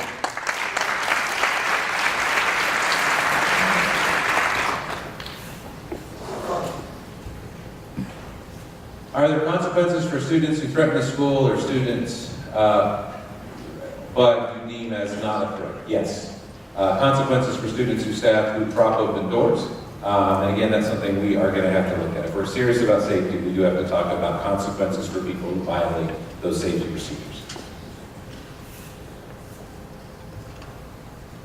Can we improve the screening procedures for bullying issues and increase the number of counselors? Shooters are usually students. So using IDs will not necessarily help much. I will tell you that mental health issues across school-age children are on the rise. And if I'm seeing that in UA, I can't imagine what other schools are seeing that don't have anywhere near the resources that we do. We have more mental health resources than probably any other school district in our area, and we do not have nearly enough. And so this is an issue in UA and across the state, and one of the things we have to be talking about. One of the parts of our strategic plan is to make sure every student in our building has a meaningful relationship with at least one adult, okay?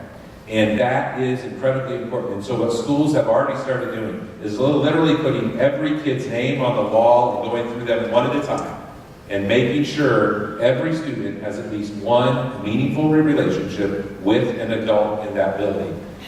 We have to be about knowing and caring about each and every individual student. And we do, but we have to ensure that by actually going to the level of going down lists of kids and making sure that we haven't left anyone out. So the whole issue of mental health.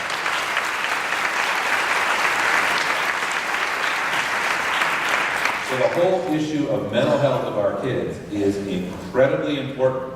And quite frankly, we have to do more. How do you make sure you keep suspended, expelled students out of the building? Again, I've not talked about this. Our school administrators monitor that, and that is something we continually have to review to make sure we're doing everything in our power to make that happen. What is the procedure for identifying and counseling students who may become a threat? And is there any follow-up with students who have been suspended upon return to school? And again, we have a number of procedures for students who need our help. The students can ask for help, other students can say they need help, our staff can say they need help, the parents can call. So it happens a whole host of different ways, and we bring whatever resources that we need to bear to help those students.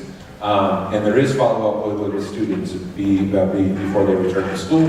And whenever there's a safety issue, we always do a threat assessment to make sure that no one comes back to school until it's deemed safe.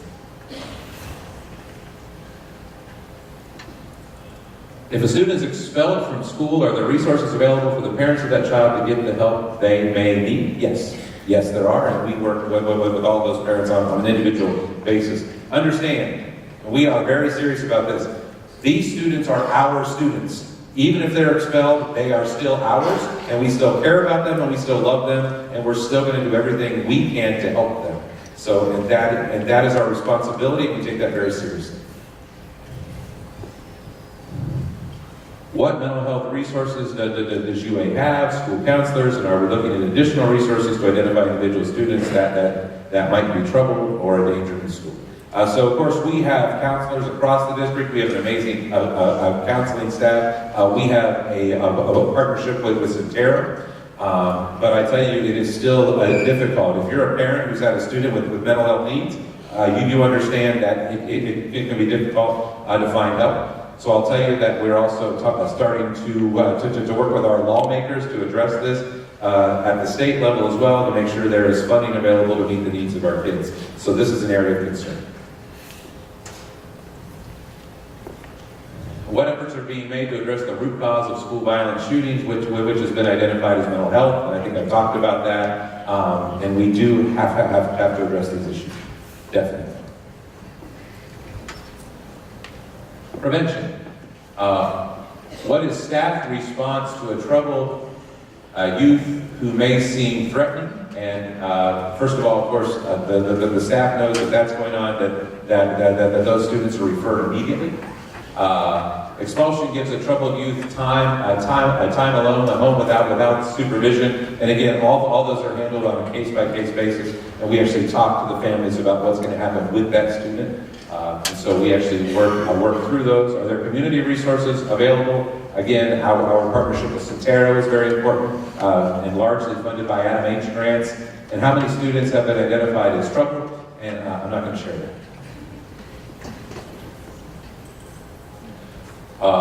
What counseling services or other communication opportunities will be made available to students and staff to cope with the new procedures? And that is something we are going to work on together, but it is definitely going to be needed. And we are worried about anxiety, certainly. And that's why I keep saying about doing these things in a developmentally appropriate way. And we're going to work with our families on that as well, so you can reinforce this at home. After the comments made by the high school SRO, will he be addressing the students to make them feel more secure? Right now, my 4 high schoolers and many others, as you can see on social media, lack confidence in him after the Kicking It program, and we will look into that.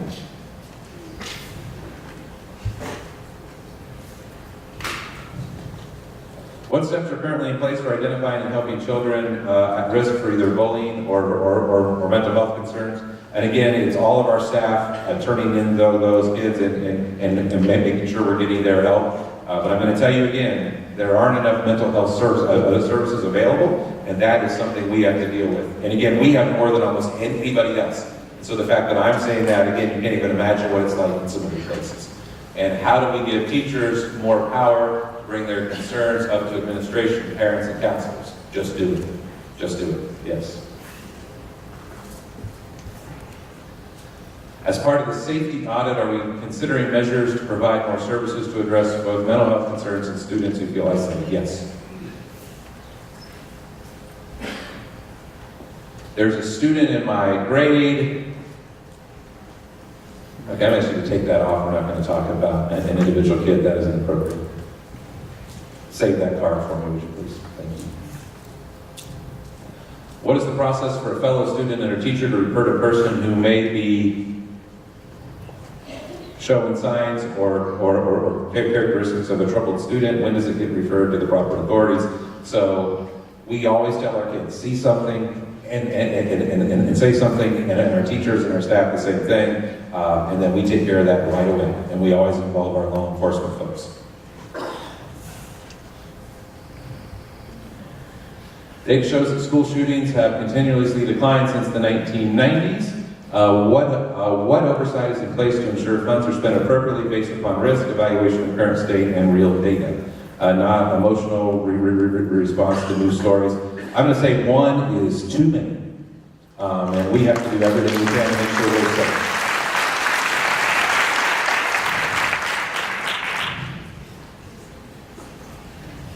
You spend a lot of time, generally speaking, on how to protect students from adults, but shouldn't we spend spend more time discussing if an attacker is a student and what would we do then. And again, it's the same. It's all about training, regardless of who the shooter is. How do we respond to the shooter?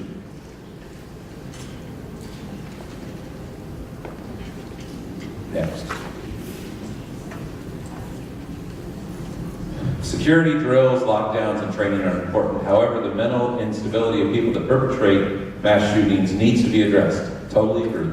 Does the school district require regular meetings with the parents of at-risk youth in our district? Does the school district conduct internal threat assessments of students to deter risk? Does the school district and police have a free-flow exchange of information about kids at risk? And for everyone in this room in the UA community, are we all teaching our kids to not bully and report it to you when we see it? And again, we actually deal with all of these on a case-by-case basis, and we work closely with our city folks constantly. That is a strength of what we do.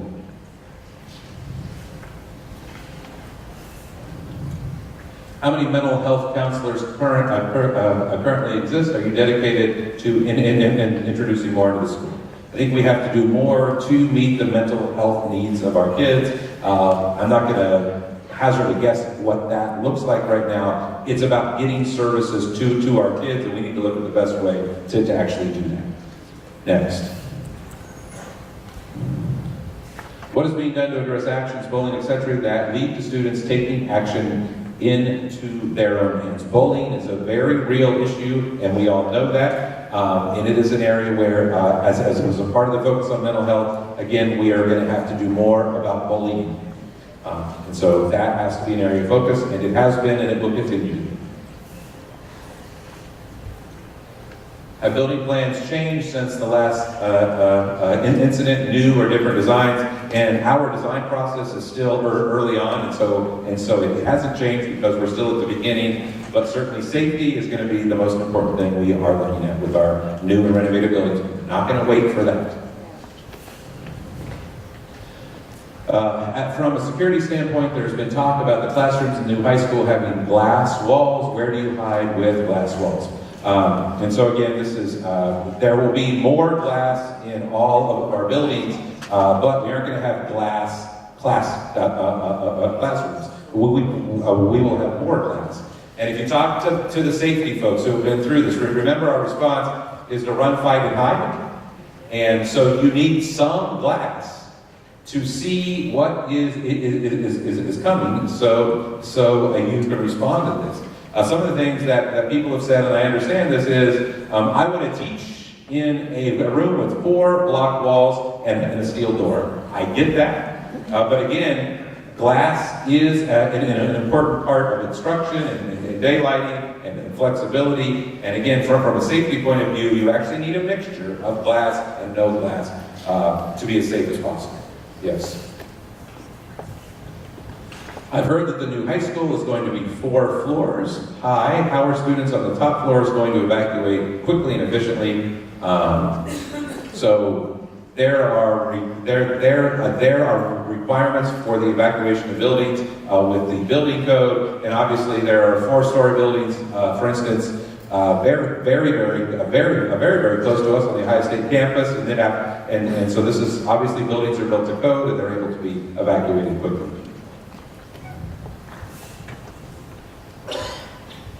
What safety features and technologies are we going to have in our new and remodeled schools? Many, and again, I'm not going to talk to you about all of them.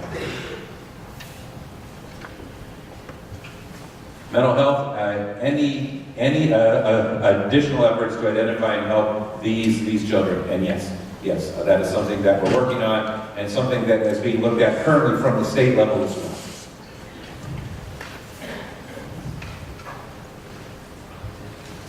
What is the procedure for students who have been suspended or dismissed, expelled from school? Is there communication, tracking, and intervention for these kids? Yes, there is. And again, all of these are handled on a case-by-case basis. Do you think we have enough staff, trained counselors, psychologists, etc., to be there for our students beyond helping with college and career readiness? Again, I'm going to say again, we need more help with the mental health needs of our kids. Yes. We need more help. Will you please provide notes and transcripts of tonight's meeting for those who cannot attend? I should mention the whole thing is being filmed, and it'll be on our website, and we're going to film it until the last person leaves. Okay, so you can watch it, all of it again, if you'd like. I may not, but it'll be on our website, so you can watch that at your leisure. Let me see. All we've heard about safety audits and action plans is that it will be done ASAP. How about a real answer, a real date? And this seemed easy to pass a levy. Why is it so difficult when looking at safety?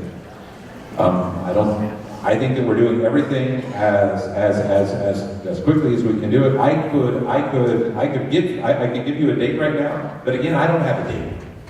I wanted to have this meeting as soon as possible so I could hear your concerns. And I could have waited until I had more information, but again, I wanted to meet with you as soon as possible so I could hear your concerns. I'm sorry I don't have dates yet, but as soon as we have the information, we are going to act on it, and we are already taking steps, and I'm not going to talk to you about all of that, to make our schools safe.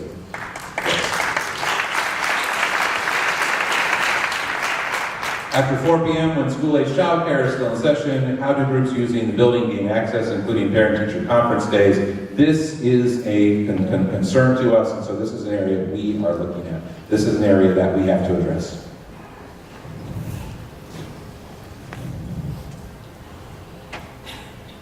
How will you address staff students opening doors for staff students and parents? High school students observe teachers banging on doors to have someone open. This, again, is a training issue.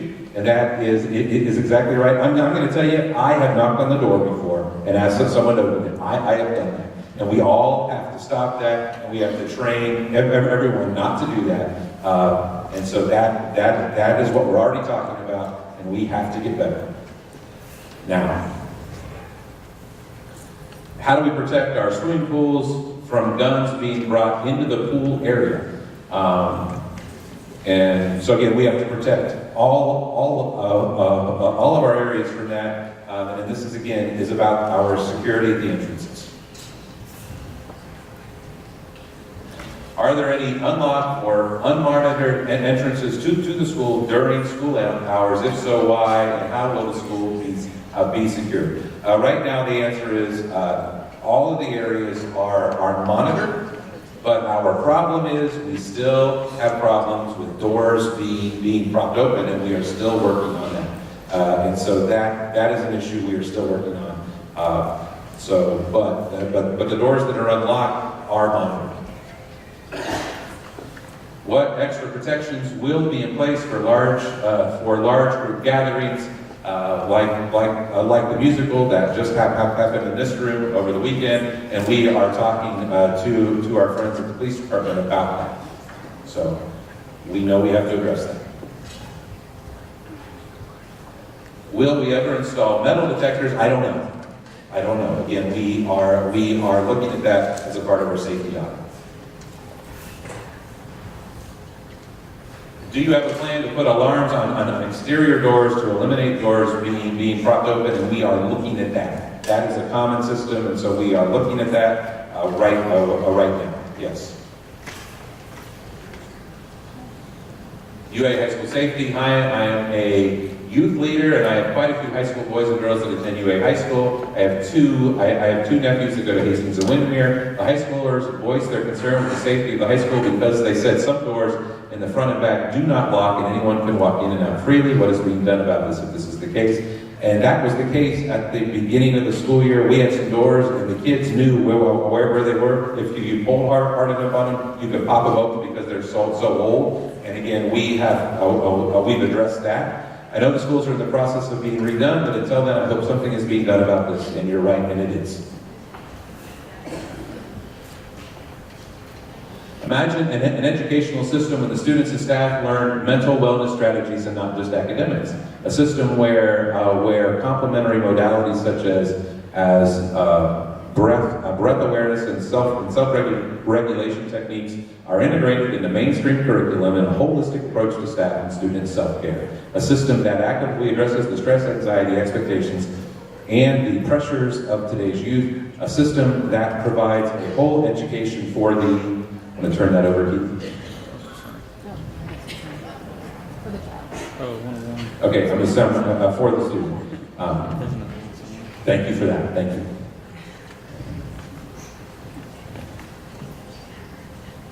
What training do teachers receive to be on the lookout for troubled kids?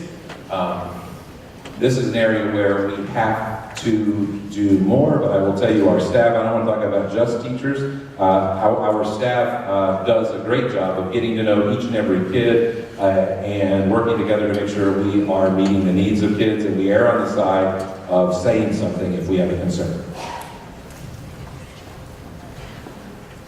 Is there a grading scale for a threat evaluation of a concealed weapon? I'm going to ask you that, Chief.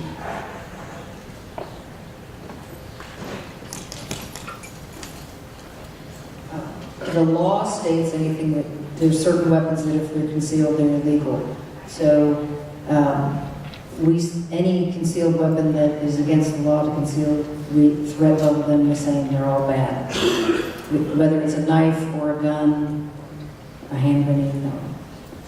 But we'll use they'll all be assessed on as it goes basis, but there really isn't threat levels with weapons. Once a weapon is a weapon, and we will deal with them the same way. Thank you. Next. What is the current process for handling a student who makes a threat? Is this the same process for high school kids and elementary kids? Yes. So the first thing that we do is we involve the police, and then we do a threat assessment, and then from there we handle it based upon the outcome of those things to do whatever we need to do for that child and to keep our school safe. Could there be plans to address the increased stigma of mental health given all the dialogue stating that people with mental illness are dangerous? People with mental illness are markedly more likely to be victims of violence, and that is a true statement. The data is clear on that. I'm very concerned students with mental health issues will be less likely to reach out for help, and I am also concerned about that. So as we talk about mental health, and we have to be clear about this, mental health does not equal violence, okay?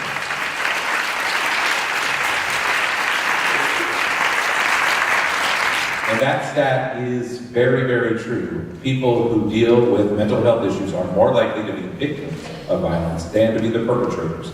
And so we have to be very, very careful about that in this dialogue going on around the country.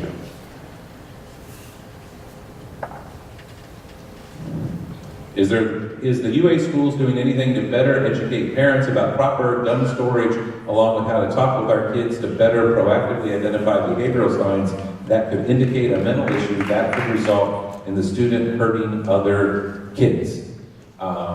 So we have not done anything about proper gun storage, and quite frankly, we don't have any plans to do that at this point. As far as how to deal with the signs, that is something that we want to do more about. But again, I should say again, this isn't about because we think everyone with a mental health issue is violent. This is just about meeting the needs of our kids. A couple of years ago, UA City Council passed a resolution asking the Ohio legislature to change the gun laws and allow local restrictions. Will the UA school board take similar action?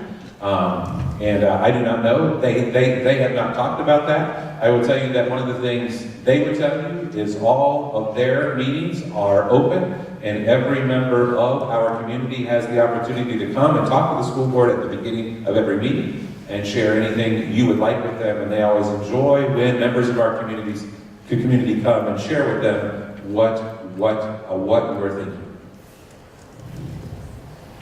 Can we ask parents to voluntarily disarm if they own a gun? Is that effective?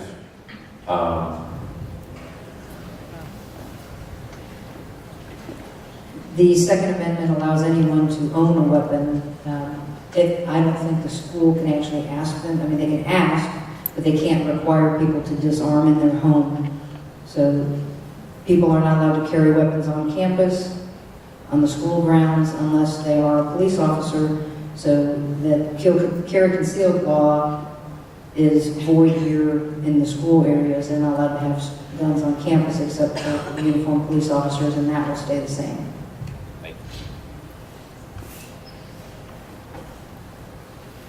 What is the local rate of gun ownership? What, if anything, are local city and state officials doing to reduce the number through stricter background checks and licensing requirements? And what is wrong with our country that adults' rights to stockpile weapons of war are more fiercely protected than our children's lives?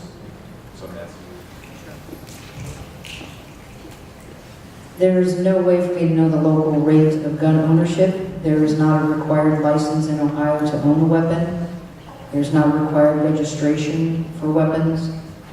You have to go through a background check to purchase one, but we do not get a list of everyone who has purchased a weapon that lives in our city, so we wouldn't be able to know that. And then right now, state officials are the only ones that can affect the gun laws, so those would be the people that you would have to contact to try to affect gun laws and restrictions on guns. Thank you. Good.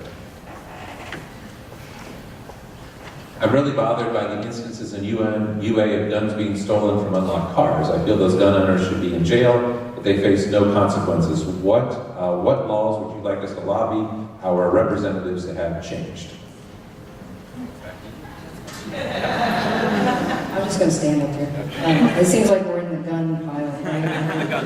Okay. No, that's okay. That's okay. Right now, yes, there was an instance where a person left a gun in an unlocked car, and they were still a victim of a crime. We don't arrest people based on a stupid decision to leave their gun in their car. I'm sorry, yeah. So that can't be changed. If you want to lobby your state representatives on different things for gun laws, like I said, that's your choice to do that. I can't recommend anything like that. But yeah, we don't charge victims of crimes with an offense. Thank you. Next. We can talk about mental health until the cows come home, but when are we going to discuss the fact that guns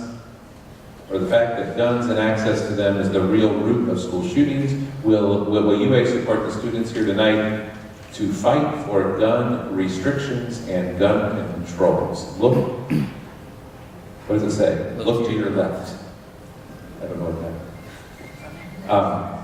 So again, if this is important, I know some of our students this is important, and if this is something that you want local officials to take up, again, I would work with those local officials and advocate for that. That's how our process works.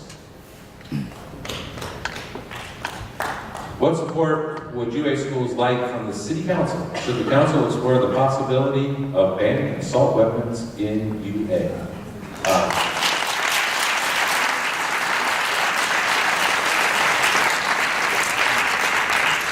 I think the City Council and the city, and I've said this previously, our partnership with the city is incredibly strong, and it is one of the strengths of our community. And I started at the beginning. They had a council meeting tonight and they postponed it.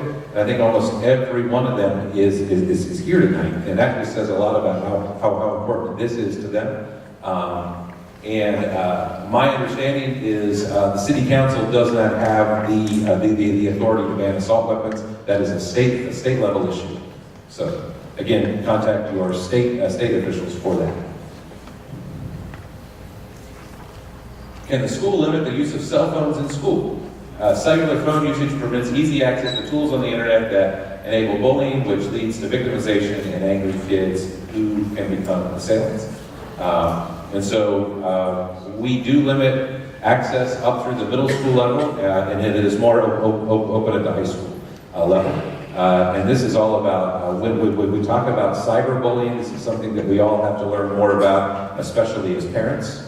And so this is an area where we have to do more to educate ourselves so we understand what tools our kids have access to. So has social media affected the way schools address threats?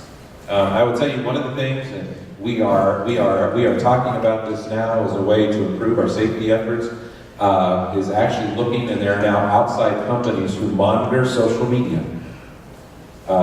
because sometimes there are threats that come up on social media, and we need to see those immediately. Our students here are great about telling us about those, but we're actually looking at hiring a company to actually monitor those as well, so we have a fail-safe in place, so we can know what is happening on social media and deal with it immediately. Go ahead. What is being invested in improving nonviolent communication, problem solving between students, and is there a curriculum being explored? I will say that this has to be a part, I mentioned at the beginning, and all of the above approach, and this is certainly a part of that. Our counselors would tell you that we need to do more in this area, and so this will have to be a part of our efforts moving forward, yes. How is student morale being dealt with? One of the things I will tell you is I believe, and I believe strongly, that we have the best school staff anywhere. And the people who are with your students each and every day are the best of the best. And they are working with our kids on an individual basis to actually help them with this. And student morale is something that we have to pay close attention to. But again, I have full faith in our staff. And I think they are doing a wonderful job of helping our kids through these things. What is your policy on supporting students and teachers during national calls to action? And on March 14th, 17 minutes. So I will tell you that our students at the high school, almost 350 of them, had a rally just last week. It was on, I forget what day, I apologize. The days have run together a bit. I think it might have been Wednesday. And I will tell you that we supported that. I was out there with them, our high school principals out there with them, we had many of our staff members.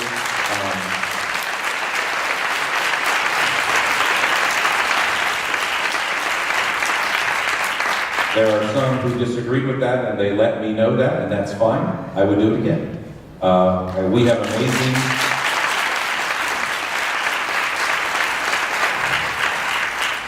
have amazing students, and this is my 28th year. I've done this a long time, and different generations of kids are different. I love this generation of kids, and one of the things I love about them is they have an activist mindset. They are not sitting back, they are stepping up and getting involved, and I think that is amazing. And they are actively talking about the fact that when they turn 18, they are going to vote. And I think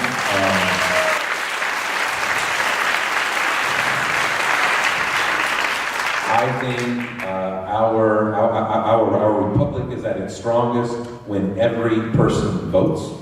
And in the past, a lot of our younger people have not voted, and I do not think that is good. And one of the things, again, I love about our current generation is I think they are going to get involved and vote, and that only makes our country better. So, if I haven't said it before, I'm going to say it now again. I love our kids.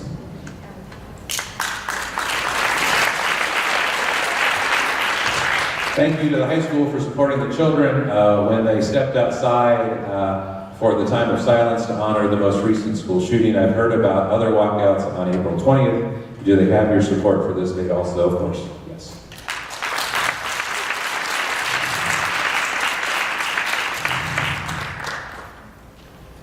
Can you schedule a safety town hall each year to keep it top of mind and set new rules and understand areas of concern?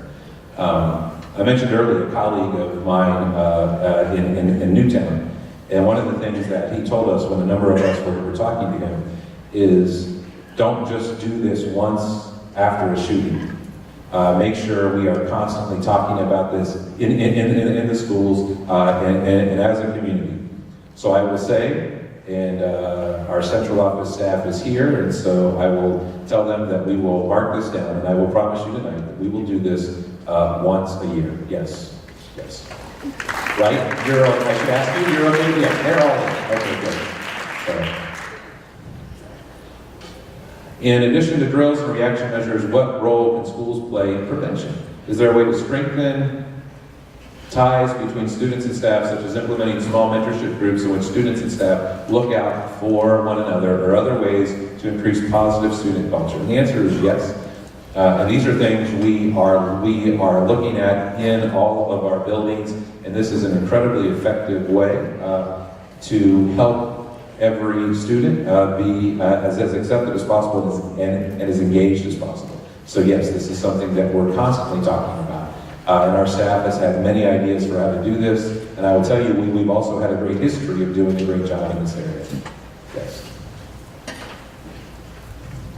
What steps are in place to teach our students and families how to be socially responsible with technology during a time of crisis?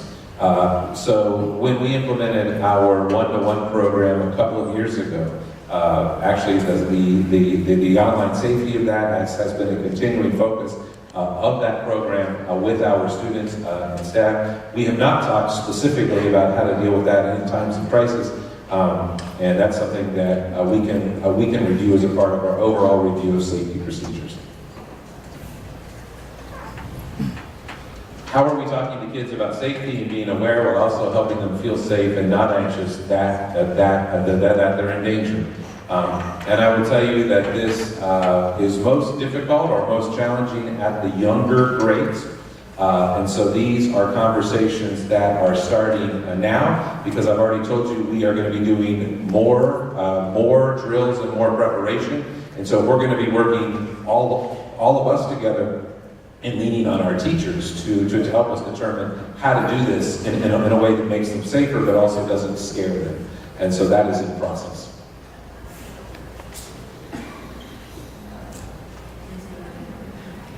Ditto.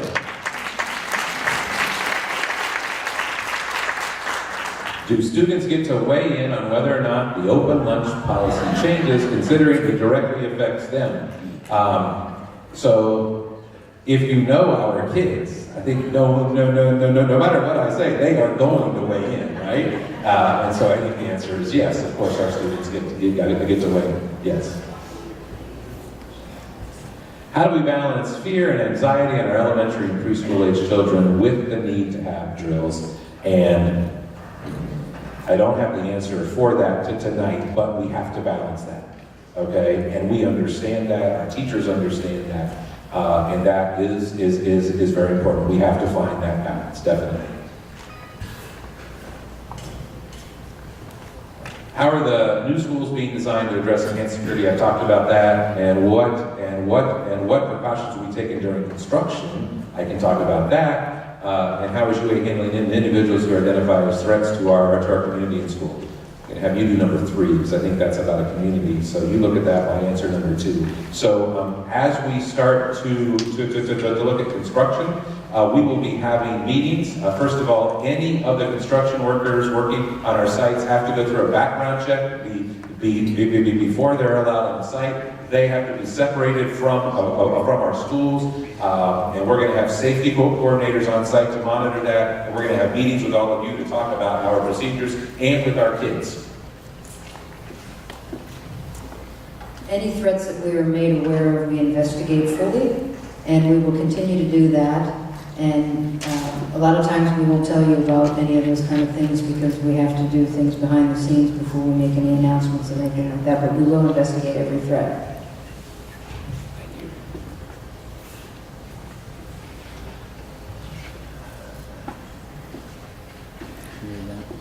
Given where we are in terms of design and build for the new high school, how much priority is being given to student safety? Thank you. Assuming it's the highest priority, is there any consideration being given to moving the police department or a police substation to the building? We have not talked about that yet, but your response is that would be fun. Okay. That is something, again, we have not talked about yet, but as a part of the design process, again, all of our groups are working together on that. Is there any thought of increasing taxes to allow for the hiring of more officers and men in each of the school buildings? I think this community would pay for it. And I'll tell you what our board is going to do is they're going to do whatever they have to do to make sure our schools are safe. And if that costs more money, that's something obviously we will talk to you about the next time we have a levy. So. One more thing about the substations, if we have a school resource officer in the school, it basically is then a substation for us. Okay, thanks. On fire alarms, I'm a student at the high school, but I've noticed that the fire alarms tend to go off randomly, often. With all of these false alarms, how will students and staff know to take the fire alarm seriously? One of the things that we have to make sure we're doing is every time the fire alarm goes off, we have to take it seriously. And it's one of the downsides of what's happened at the high school. We've had so many of them. I think it's sometimes there's been a casual reaction, and it's something we have to work on because we never know when it's real. So it is a real concern, and that's something we just have to keep concentrating on as a staff and the student body. Thanks for supporting the walkouts. Will, you support middle schools and elementary schools too. I have an 8th grader and fourth grader who are quite an activist. And again, we're always going to support our kids and do it in a way that's safe. Sir. Could we have retired military and police volunteers as aides to the safety officers? This could possibly save the district tax dollars at another level.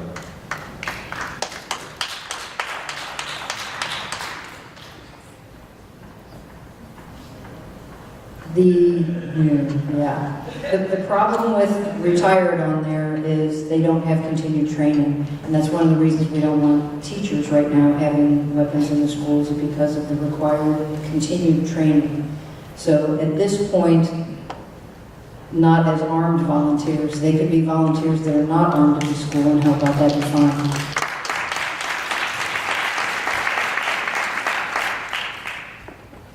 Does the police department have reserve police officers? If so, how many?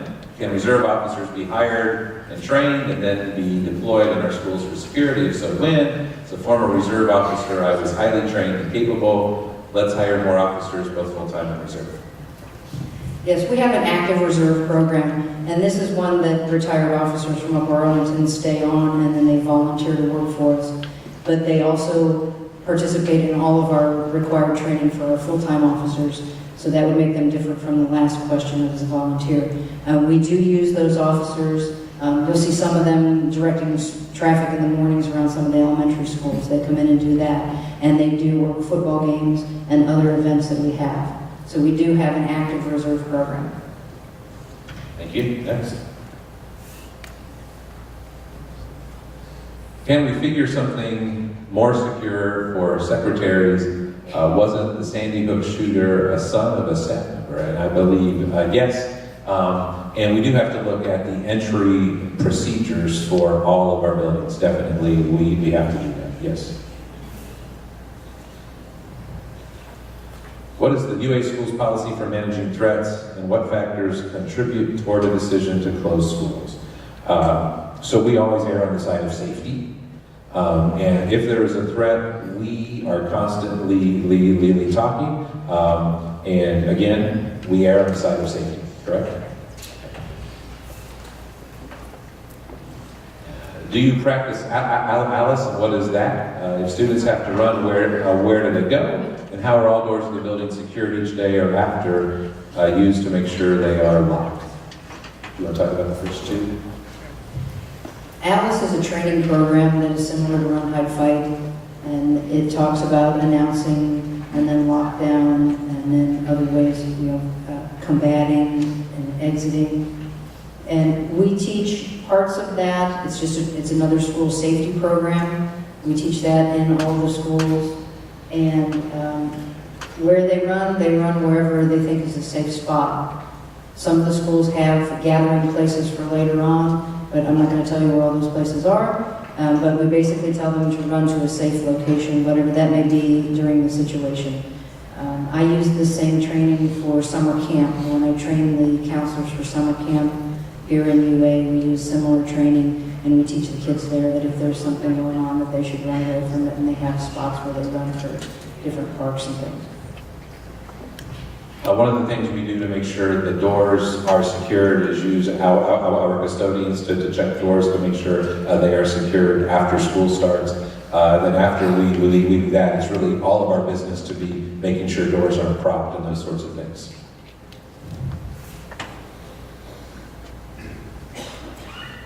What are the police policies regarding may enter versus must enter?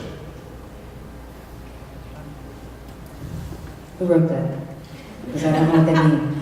May enter versus must enter. You mean for police officers, may enter or must enter? Okay. Like what happened before. Okay, so what happened in Florida? Our training is must enter. We're here to protect people. We hear something going out of the school, we're going in there, we're going to enter immediately. So it is a must enter policy for the police officers to go in and assess the situation and take care of any threat that is available, that's there. So yeah, I would say we are a must enter. Thank you. I know in the past that dogs were used to go through students' lockers and bags without notice. Is this a possibility for the future? And if not, what is the downside in using this procedure? This is more about drugs than it is about weapons of any kind. And that is something that some schools have done. And that is something we have not talked about yet. But it's something certainly that schools can do, and some schools do, but we have not talked about that. Why is there an officer posted at the senior doors and not in the main office? Half the time there isn't someone there, and the other times it's just a secretary. It would be easy for someone to walk in, and it says I'm hungry. Don't notice that. Same. The high school, we have issues at the high school. That's why we're talking about lunch and open campus and closed campus, and that is very true. And those are things that we have to address at the high school quickly. We cannot take months and months and months to talk about these things at the high school. Are the safety drills conducted in AM and PM to ensure all kindergarten students know what to do? And in the past, a lot of these would just be done once a year, and so this is something, and I said we have to have more drills at different times a day to be more safe. So this is what our future is going to have to look like. Why don't we use plain English for drills, emergency situations, so teachers can help decide run, hide, fight, level 1, level 2, level 3, etc. should be gone. And we will talk to our safety folks, and if that is what they recommend, that is what we will do.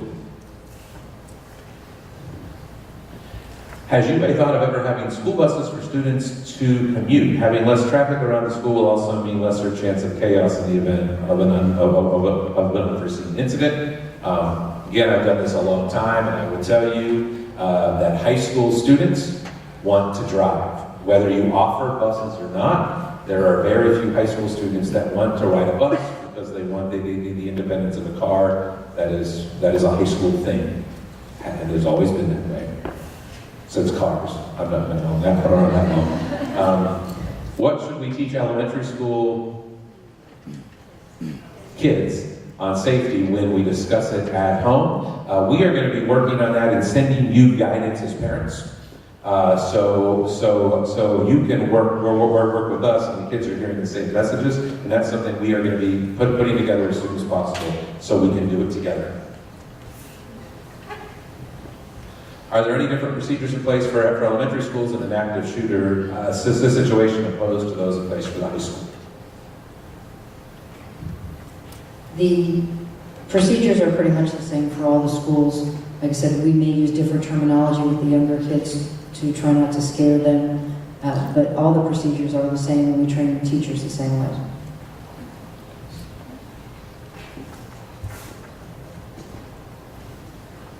The same safety procedures in place for weekends when some students are in and out of the building as well for summer school classes. And this is an area where we have work to do again. And this has come from many members of the community, and we are going to work together. And we actually talked about this in a meeting we had just at the end of last week.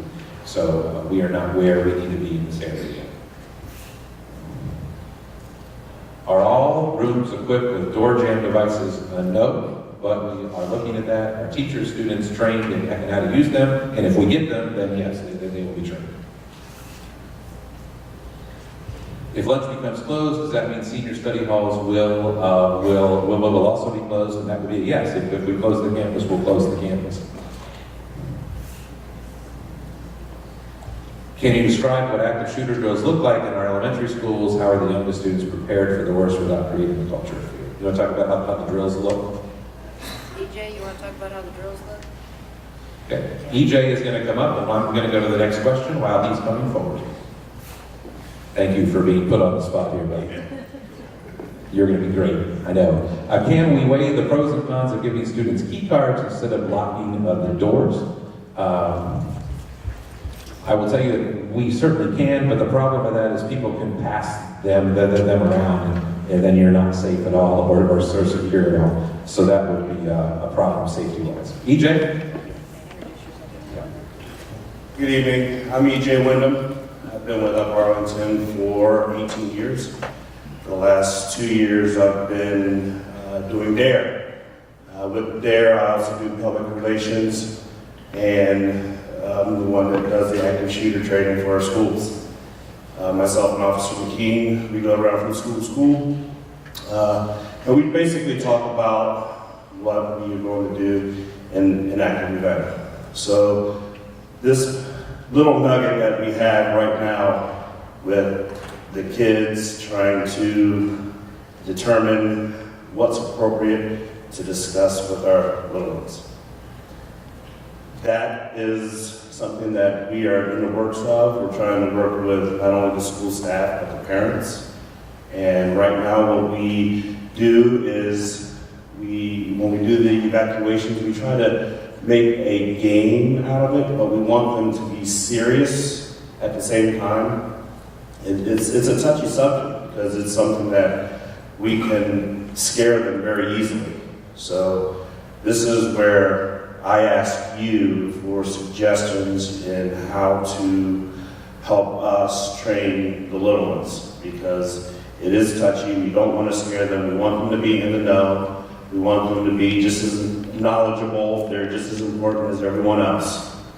So right now when we do our evacuations, it's on a modified scale. We don't do anything large because they will get scared at this point, because we haven't quite mastered the technique to introduce them. I'm also trying to come up with some ways. Maybe there's a curriculum, like a book out there that kind of lets them know in this event, this is what we do, or just make a game out of it through the teachers, and so they'll just become more comfortable in a situation that if it should happen. Hopefully it never does, but we want to be prepared. So I challenge you guys to help us come up with ideas to pass this information on to our little ones, and then we can further their education as well.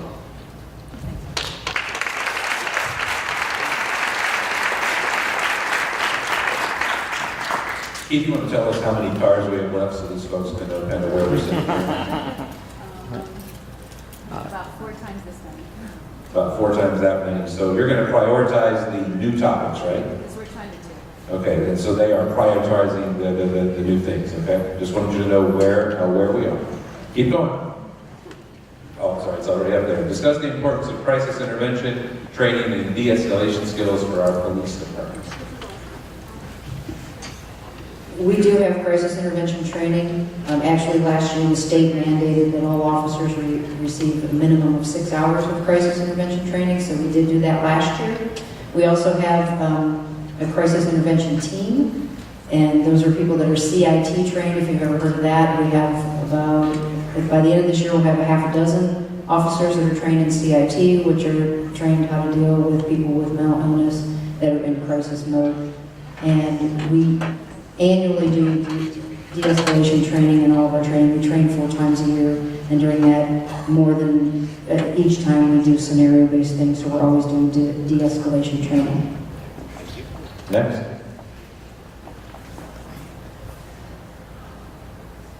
I'm a freshman and I'm a little scared about how I'm going to react if there's going to be a shooter in the building? How far will the lockdown goes go to prepare students with low morale? Shouldn't there be discussion encouraged between us and the teachers about measures that we can take to keep as many people uninjured safe as we can? And yes, definitely, yes.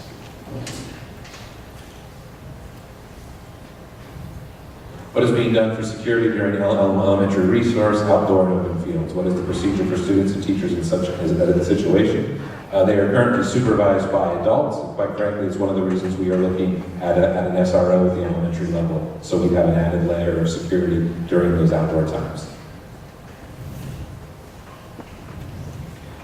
I understand dedicated law enforcement in schools for purposes like attending to metal detectors, etc. It's extremely costly. At what point, though, does the risk justify the expense? And that's something we'll deal with together with our law enforcement, definitely. Several years ago, the state provided safety grants for school security. Can you tell us if UA received the grant money and what it was spent on to secure the schools? Also, does UA have a school resource officer, police officer in the schools? I've answered the second one. I don't know off the top of my head the answer to the first part of the question, but we will get that, and we will post that on our website so you know that. Chris was waiting. Okay, thank you. Go ahead. For run, hide, fight, what terminology is being used with the lower elementary school children to refer to this? You know that? EJ? Come on down, buddy, and go to the next question. How do we train our substitutes on our approaches? This is an area that we are looking at, and we're going to have to start a training program for our substitutes. This is a weakness for us right now, and it's one of the things we're addressing. EJ? Okay, the run, hide, fight, obviously you guys know what the run and the hide means. So I think the controversial issue that everybody has is the fight. Okay, so what the fight means, we're not asking elementary kids, middle school kids, high school kids to engage in an actual fight with an assailant, but we want them to get in, not be scared to get into some type of, hey, I'm going to do this while others are getting out. So the fight is, don't just sit there and let yourself be a victim without giving a fighting chance, okay? You have to retaliate. So with the little ones, what we do, instead of saying the word fight, I just explain what it is that I want them to do. I take that word fight out of it, because when I say that word fight, everybody's mind automatically goes to whatever you mean fight to be. So I take that word fight out of it, and I explain to them what it is that I want them to do, rather than pick up an item, throw it at somebody that gives you just enough time to get away. So that's the only thing that I do. I explain it instead of saying fight. Thanks, EJ. You're welcome. Next. Canine officer. What's that say? Have we thought about We've staffing got about an canine officer, schools officer? with a canine officer. A canine officer. So we've talked about officers, canine. Yeah, we do not have any canine officers on our Arlington's Police Department right now. So if we did bring a canine in, it would have to be borrowed from another agency for a suite or something like that. Thank you. Next. Have the children been through what to do in the case of a threat if they're in an open setting such as lunch versus closed classrooms, hallways, lunch auditorium? And again, that's an area where we're going to be working on. We have not, so that's not an area of focus yet. It will be now. When will UA begin implementing new policies to make students safer? We have already started that. Some of them you do not know about, but that has already started. It'll be ongoing. And do we have to wait for the beginning of the next school year? Absolutely not. How will security affect the after-school hours? What will we do if this is a shooting in an after-school event, football games, concerts, etc.? This is an area that we are evaluating, again, with our first responders. In regards to the police force, what is the UA Police Department doing to monitor and react to calls like the ones made in Florida that were ignored? What is protocol to monitor kids, people who pose a threat to our schools and community? As I said before, we investigate everything fully, so if we do receive information about a threat, we will investigate that. We will go to people's houses, we will track down people that have made the threats, and then we will investigate to see if they're credible or not. Thank you. Next. Wow, will we support our kids walking out in protest or support of any issues that they feel passionate about or the administration's shoes when they support allow student or organize protest walkouts? No, we always support our students in their First Amendment rights.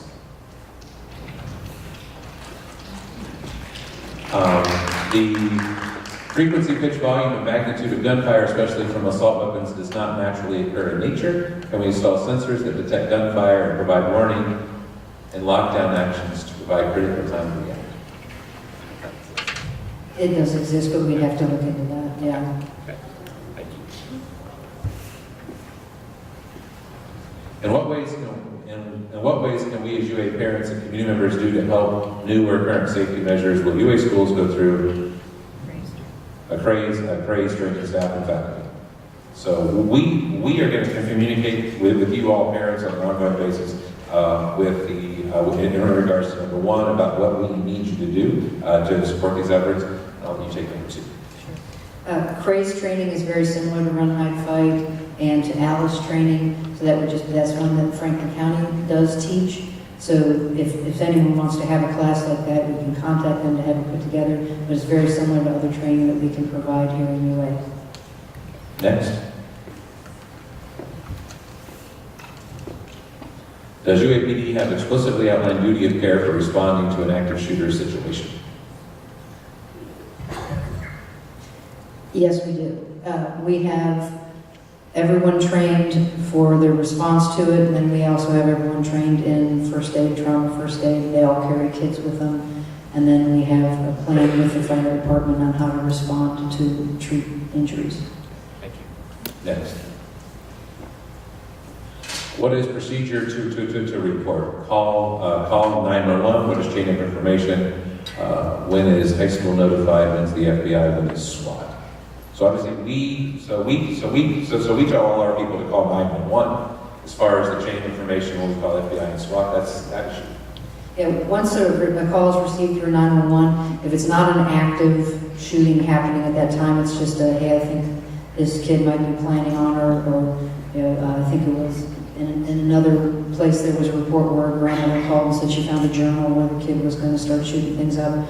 When that call comes into us, then we investigate it, and when we decide to call the FBI is if it is something that is outside of our realm that we can handle. If we have word that someone is traveling from another state to here, then we would call the FBI. Or if someone reported an online issue from another state, then we would call the FBI to help us out with it. SWAT teams are only called in if there is a situation that is so dynamic and requires the expertise of the SWAT team, and we can't handle that. That's what we call it. It would be a barricade situation or something like that. We would call the SWAT team. If there is an active shooter in a school, like I've said before, the first officer on scene is going to go in and try to stop that threat. The second officer is going to come. They're going to go in and stop the threat. If we end up trapping the person in a certain area and we can hold them there, then we might call SWAT, but it takes time for them to come out. So we're going to handle everything that we can on our own first.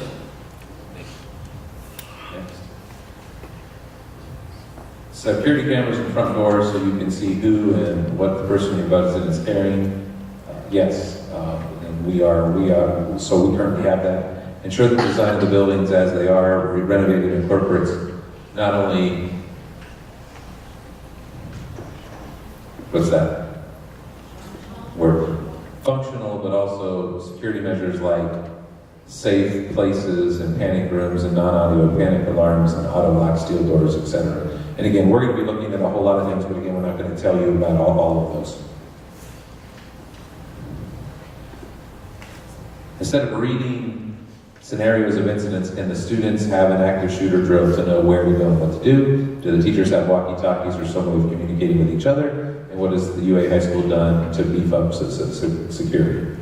So you want to talk about scenarios? We just had a meeting last week, and we have discussed having actual active shooter drills with the police department, the fire department, and the students and teachers. That's going to be a huge drill, so it's going to take some time to put together. And we will talk, train teachers first, and then we will come back and see if we can have student involvement. The teachers do not have walkie-talkies. There are phones in all of the classrooms, but we do not have a walkie-talkie for a teacher. And we have done, to beef up security here at the high school, we've added a second officer at the high school since the shooting in Florida. Why haven't UA schools had active shooter training yet? And we have had. What we're saying is we just haven't done it enough. So we have that. Yes. Number 3 on this one, Paul. Oh, number 3 is okay. We've done those. Number 3, can more lights outside of the buildings be put in? Outside of the buildings are very dark at night during after-school activities, and that's definitely something we can look at again as part of the safety audit. To look at all those things. Students share access codes for entry after hours, so how will this be addressed? Again, one of the ways is to go away from codes and go to cards, because you can turn off the cards, those sorts of things. Will the construction of new facilities, how will they address safety concerns? District, I think we've talked about the new buildings a lot. We approved a significant levy for new facilities. For specific safety protocols facilities. And so the levy for the buildings is going to cover the safety issues in the buildings, so that'll cover that. As a school district or associations, it participates in lobbying for gun control laws. And our school district has not. That's not something the Board of Education has discussed yet. And I don't know if any of the state level associations are at this point either. How do we balance safety with not treating students as prisoners? And I think, we're obviously never going to treat students as prisoners. We're just trying to keep kids as safe as they can be. If this is about the high school, remember almost every high school in an area is closed. We are very out of the ordinary, and that we're open, which has been great for us. But I think if you go to the many schools that are closed, I can't imagine you find students who say they feel like they're prisoners in those schools. How does run, fight, hide compare with newer thinking of move, escape, or attack? It sounds the same to me. Run is moving and escaping. Attacking is the fighting part, and hide is just if you cannot do either of the other two and you need to lock down in place, that's what you're going to do. Next. A couple of days after the Florida incident, my class took some time to freely discuss our opinion on the current situation. As a school, I feel as if more class time should be dedicated for teachers to openly talk about their opinions with the students and vice versa. Is this a possibility to dedicate a day to talking after such tragic events, more specifically in classes such as government or English classes? And I know that many of our teachers do this, and we always support our teachers when they choose to do this.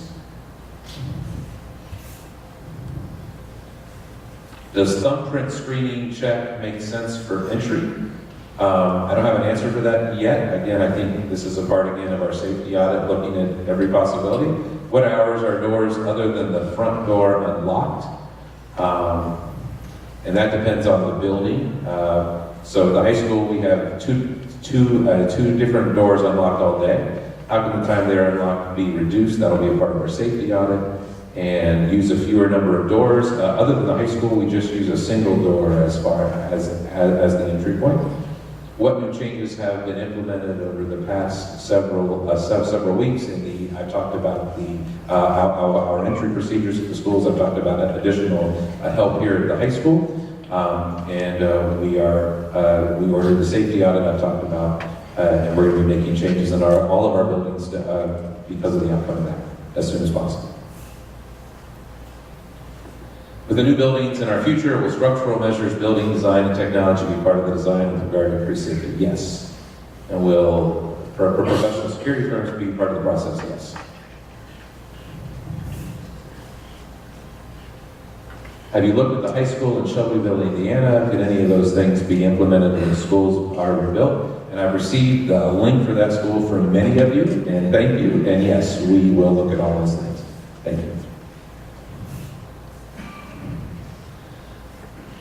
Preparedness and drills are very important thanks to the UA Police Department and the Fire Department. I totally agree. However, human beings are notoriously bad at understanding likelihood and probabilities, particularly when they are very small. We often spend disproportionate mental emotional energy on unlikely things. Can you please reassure UA students and parents on an ongoing basis that they are vanishingly unlikely to be a victim of a mass shooter, and that they're vastly more likely to die in a texting and driving accident. And again, we want to be prepared for everything. So, and texting and driving is certainly part of it, yes. I asked my son what he should do during a lockdown drill. He's in 3rd grade. He had no idea what he was talking about. I said, well, maybe you know it as an intruder drill. He didn't know what I meant. I said, when you have to leave the building. He said, oh, you mean if a dog gets in the building? I understand not trying to panic the students, but we need to prepare them, and I totally agree. And I think I've said from the beginning we have to do more. I agree, and we are, and we will. Yes. Are the cameras located in the high school hallways real time? And again, I'm not going to talk about that. So.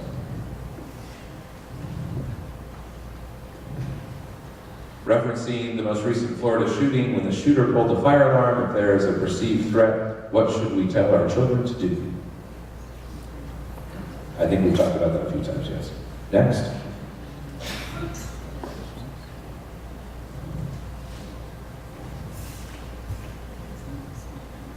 Are there any plans to make the elementary, middle school safer? Yes.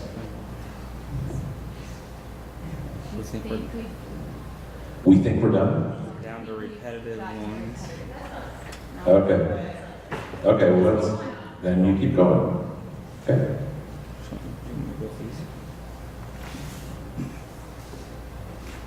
I heard of one school that added a police substation to their campus, and we've talked about that.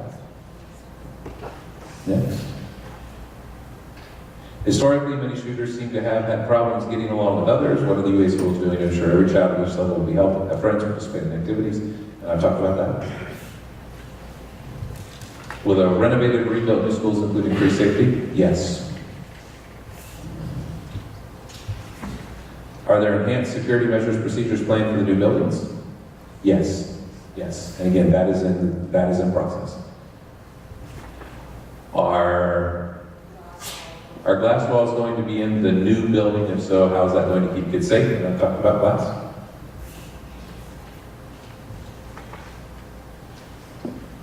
Will and how all the design of the new high school take into consideration new threats to student safety, active shooter situation? And again, that's all a part of the design process. Will the new high school classrooms be like the active learning lab, glass classrooms? So will this affect safety? Again, we talked about that. And will the glass windows and classroom doors be bulletproof? And again, we have not talked about that, but that's all in the design process. So we can afford to build a new school, but we can't fund an armed officer at each door. Never said that. So, and our children are precious resources, should be protected. Exactly. Yes. Next. In the new school design, there's been talk about open concept glass classrooms, no glass classrooms. Does this make sense in the face of recent I've talked about glass? Okay, next. What are some of the new safety procedures that are being discussed? Again, I'm just not going to get into that for safety reasons. And what are the features, technologies going in the new schools? Again, I'm not going to discuss that.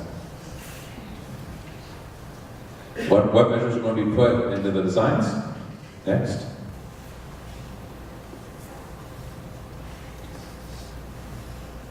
Does the Parkland shooting affect the ongoing design plans for the new schools? For example, are glass classrooms, classroom scenario with schools implement safety technology? I think I've covered that. The design of the new high school, are there plans to design it in a way that will make it safer? Yes. There's been some discussion about having glass walls between classrooms. I've always, okay, talked about that. An argument concealed carry advocates are those who believe teachers should carry is that there are deterrents to an active shooter. I would think informing the, I don't know what that word is, the public of secret operations would allow it to be a deterrent. People don't need to know where exactly all buttons, cameras are, but it would be a comfort to know they exist. And again, we rely on our safety officials to determine what it is we're allowed to talk about or not. Next. Will the glass windows in the new high school be bulletproof? We do not know that yet. It's the open concept design. We're not looking at an open concept design. So, next. What elements are being incorporated into new building designs to improve building safety? We talked about that as much as we can. Since the new high school is being built with a large amount of taxpayer dollars, it's actually being totally funded with the taxpayer dollars minus the private funding. Wouldn't it be possible to put metal detectors at all the doors? It's going to probably won't go any better. Again, we're going to look at every possibility and decide what's best for our schools. With new buildings on the horizon, are we going to put funds towards necessarily safety change in existing buildings? Yes. What are your short-term plans for increased safety until new renovated schools are complete? We talked about that throughout the evening. And going forward with building a new high school and other buildings, what sort of infrastructure, new safety design features will there be? We talked about that. What provisions are being made for the new building? We talked about that. With the new levy having passed and the new high school being built, what steps, security, consultation are being taken to construct the safest building possible? Again, that's in process. What new safety features and precautions will be incorporated in the new building construction for UA schools? We talked about that. What are the plans to design for safety with new schools and renovation? Next. How will safety play in the new building signs? Will they be more than one entrance? Again, there have to be multiple doors because of fire code, but there'll be one way in will be the likely scenario. There have to be multiple doors for a fire code. As everyone knows, we're constructing new buildings. Can you comment on how safety factors are being incorporated into these construction plans? Again, our top priority. Would you please discuss updated security designs features that will incorporate it into the new and updated buildings, bulletproof glass and steel doors, and etc. And as the designs move forward, we will discuss the things that we can discuss, but we won't discuss everything. Well, why would you propose a 4-story high school with glass classrooms? Again, no glass classrooms. If safety is your number one priority, this would make it hard to escape the building in the event of an emergency. A shooter would be able to see the students if there were glass walls. And we've talked about that.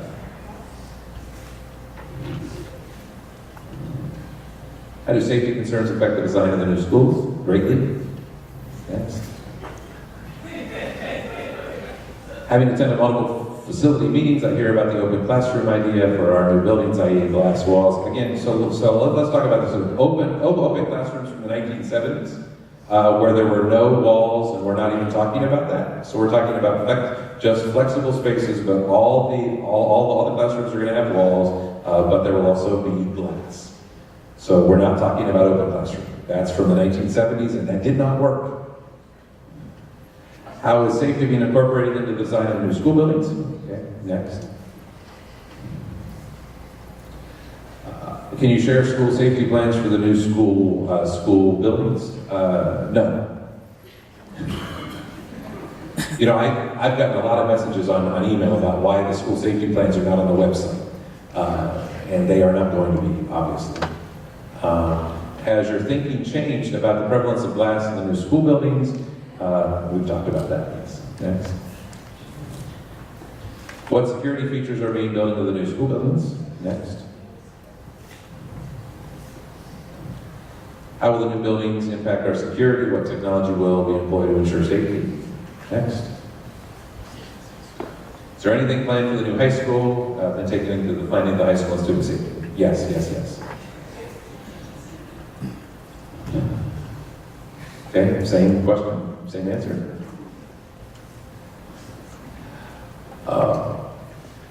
What can be budgeted now for additional resource officers? Again, if we determine that is the right thing to do, we will find the resources to make it happen. Will the new high school have sufficient cafeteria space to allow closed? We've talked about those. Yes, we'll have enough space for closed lunch. Will the talk of so much interior and exterior glass in the new high school, will it be bulletproof glass? Again, I don't know about it being bulletproof. Are there any rational discussions notwithstanding?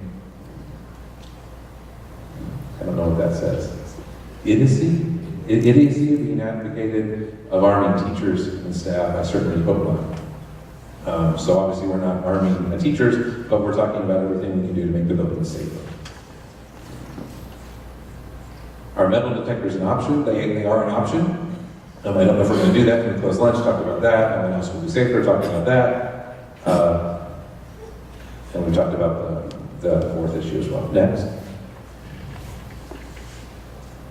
The new buildings are supposed to be 2 stories. Are we thinking about what safety measures will be taken to escape with needs? Of course, yes. What will the policy be regarding the nationwide school walkout on April 20th? And we've talked about that. Regarding first aid and trauma management, UA is fortunate to have a registered nurse in every building. This is not the case in many surrounding districts. The 911 response with the medics has routinely been about 6 minutes. Every school has teachers who have elected to be trained in CPR and first aid. Thank you.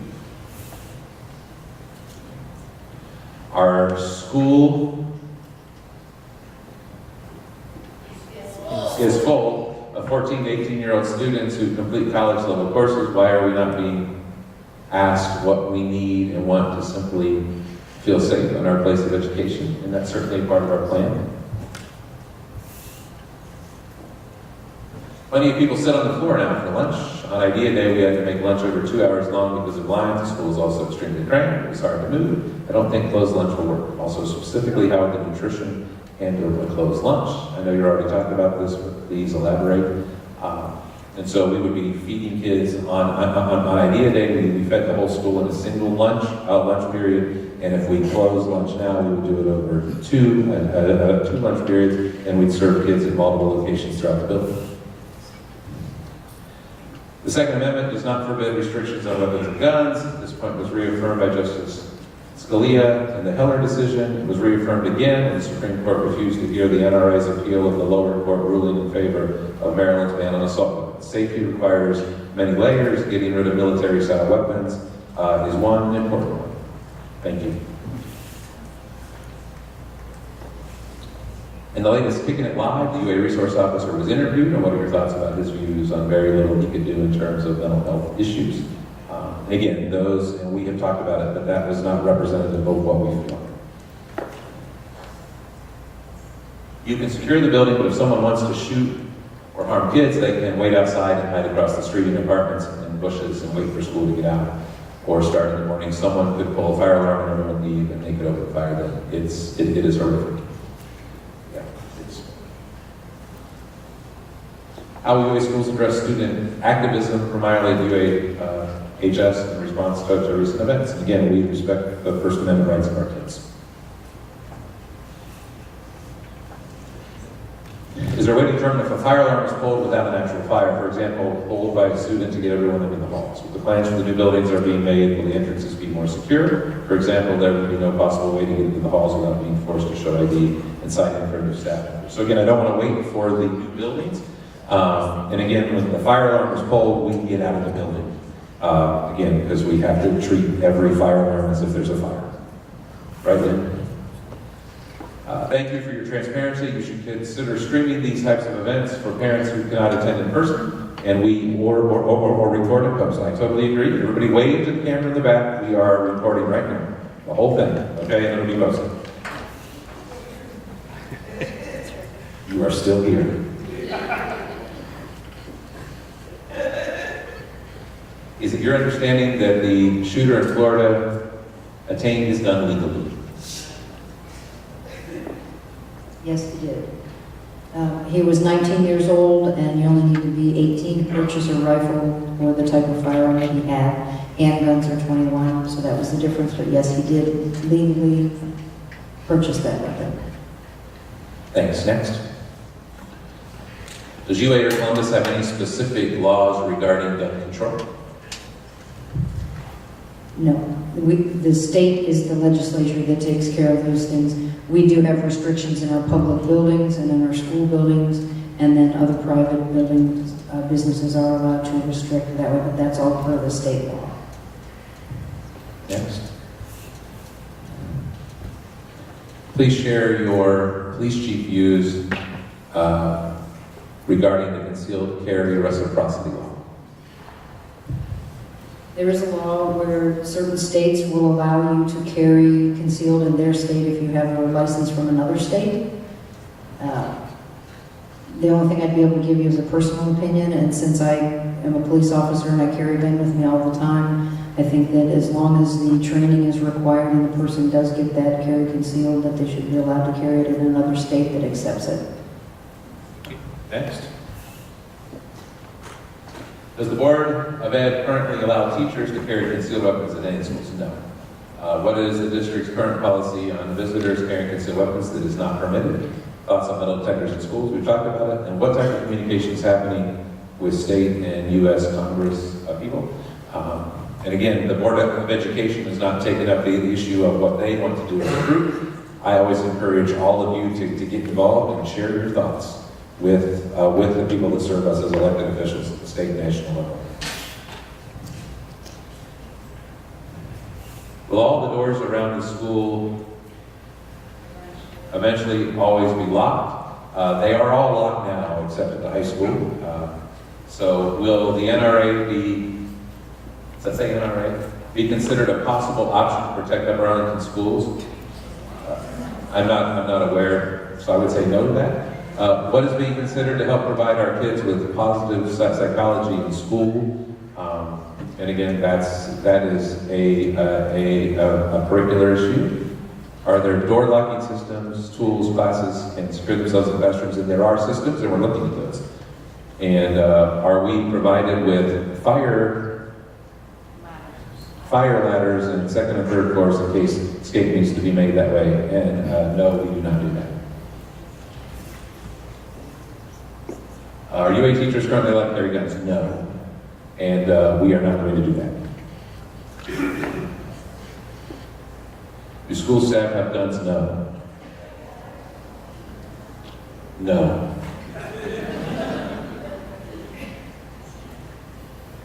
No. No. No. No. No. No. Teachers, no.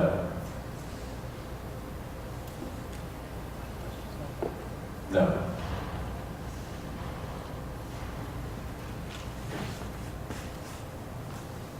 We're not going to do that.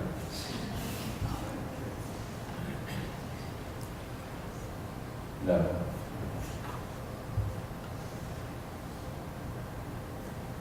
No. No. Again, that's a hard no. Okay, that's just something we're not going to do. So, what procedure will keep a gun being brought into school? She's already shared her opinion on this, and so we're doing everything we can to make sure guns are not brought into school.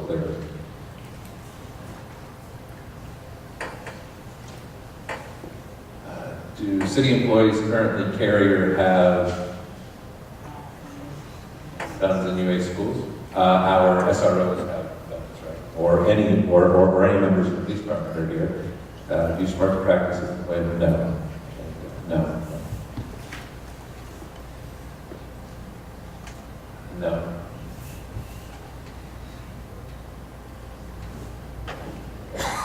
No.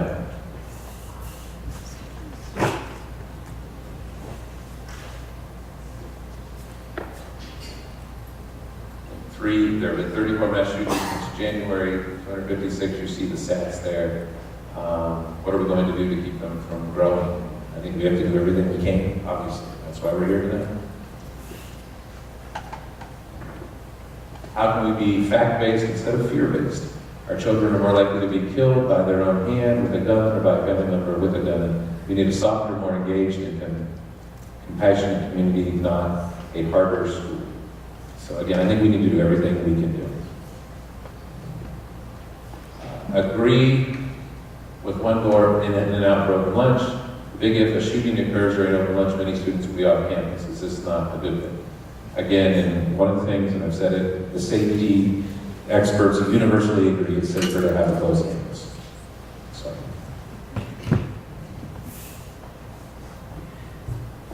Let's talk about closed lunch at the high school in Florida. How's UA Schools planning to foster community so no students fall through the cracks? And we've talked about that. And that has been ongoing. That is not new. We've done that for years and years. We're going to continue to do that. Can you tell us about your threat assessments? Can you give an example of a weapon you would report to UAPD but not consider a threat with communicating broadly? I've talked to you about that. It's a weapon other than a gun. Will students have district support if they choose to participate in the April 20 walkout? We've talked about that.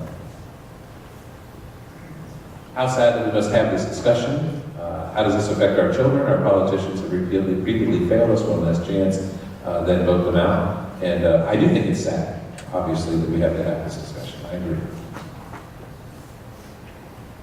Instead of reacting to a school shooter, how about forming a plan to identify individuals who need help? Yes, all the above, right? How can you increase mental health services? And we've talked about that.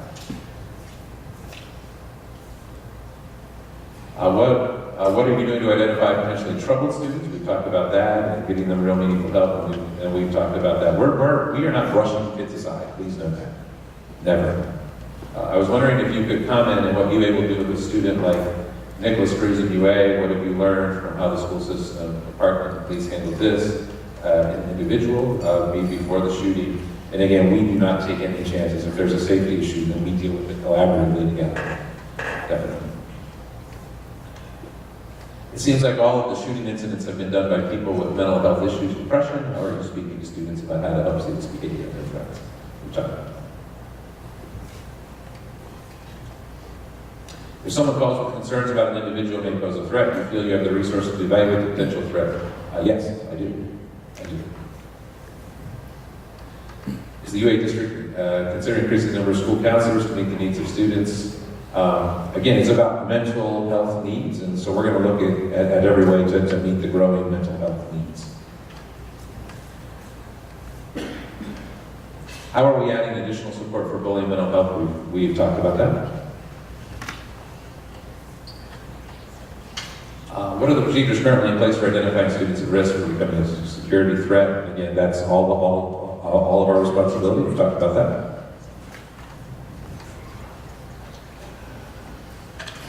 Guns, I'm sorry, what does that say? Does that say guns? There has been a lot of talk. Do you know about, how about mental health issues? Any training for teachers, students, public at large? There is something reporting as unstable. How can the right thing be done to protect all but not? I think we've talked about all the mental health issues, definitely. I don't know if my eyesight's getting worse as the night goes on or not. I don't know, I apologize. As a school counselor, what do you foresee as the increased need for more mental health support for our students? Having more eyes on our kids may decrease school violence. And again, I think we need, every school in the country needs more help with mental health issues, including us. Concerns regarding student, teachers, parents, reported, how's this handled? We've talked about that. Is the school doing anything to monitor and identify students with dangers? We've talked about that. Progress with bullying, that's a constant area of focus for us. We have to do more. Yes. It's been suggested that if there was a shooter in the school, it would likely be a threat from a fellow former student. This has created some anxieties. Consider who their classmates are and what they may be capable of. What is being done to address this concern? And again, we're dealing with our kids on an individual basis. especially around anxiety. It's a very real concern. Has training and service been considered to help teachers identify troublesome? Yes. How will the district accept and engage the fact that there is no perfectly safe location? Life is risky. We need to reach our children and how to manage risk. And again, we're just going to do everything we can to make our schools as safe as possible. What is the policy for handling when a student threatens another student or multiple students? How are they punished? And again, that is done on an individual basis based upon the facts of the case. What is your policy for following up on reports of suspicious or concerning behavior of a student or a community member? What policies are in place for monitoring concerning posts or creative behavior? I've talked about social media, and again, we obviously can continually follow up on anything we think is a safety concern with a student or a community member. Are there specific plans in place to assist students with special needs in the event of an active shooter situation? Yes. But we have to train more. We have not trained enough. If you become aware of student social media posts similar to Florida shooters, I believe you should advise parents. Will you, as a student, posted such a photo within the last 2 years? If yes, did you advise parents? And what else did you do? And again, so we are constantly monitoring that and putting plans to monitor that even more. And then we always decide when to notify parents based upon the facts of the case. If a child has been suspended or expelled, how do you make sure they have no access to the building? Again, we rely upon our administrators for that. What measures are being taken to address social media posts? I've talked about that a bit. I did talk about that, right? We are looking at a company to monitor that. Yes, I talked about that. Okay, good. Go ahead. What? That specific question. What measures are being taken to address social media posts that suggest the potential for a school shooting? And so what we're doing is we're working on plans to monitor it more effectively, and then we deal with those on a case-by-case basis. Thank you. Parentheses. As occurred in the fall. I'm not going to talk about that specific situation. Some parents in UA are very vocal and used to getting their way. How will the district address this potential issue if their kids are involved? And again, we're going to do the right thing in the situation. It's not a matter of who's vocal or who's not. We have to do what's best in the situation for our kids. What if the threat is within the school? What measures are taken to protect students from other students who have exhibited questionable behavior? What has been done to honor the student showing the questionable behavior examples, talking about weapons? And all of those things are handled on a case-by-case basis, and we do threat assessments, and we get the kids the help they need, and we also exclude them, obviously, if they're afraid. Is my understanding that a weapon was confiscated from a student this year true, or why were we not publicly notified? I talked about that already. What are we doing to identify students at risk of becoming perpetrators of violence in schools? We talked about that a few times. If a teacher detects concerning behavior in a student, what happens next? They actually tell us about it, and we get on it immediately. A couple of years ago, there was a lockdown in the high school due to a potential threat. We as parents were given no information as to what nature of the threat was. We had to rely on our junior boy to give us info through rumor and word of mouth. How do you decide when to draw the line between keeping the parents informed and the privacy of individuals? I've talked about that. Thank you. Do UA schools use the threat assessment guidelines? Yes, we do. Does UA have a sufficient number of social workers and counselors to serve students? I think we can always use more. It's like the police chief saying she always needs more officers. Understanding the challenges of emotional and social growth of children, does our district have guidance counselors and others who might be aware of a child who needs more support? I think all of our staff have to be a part of that, not just our counselors. And do we have a tip line for concerns about possible situations? Chris, do we have a tip line that's optional, that's working right now? Yes, we do. It's on our website. How does UA currently evaluate and support students and families when concerns are raised? Again, that's on a case-by-case basis. How can we increase the number of counselors in our schools? Again, that's, first of all, we have to determine if that's the mental health service we need, and then we go find them and hire them.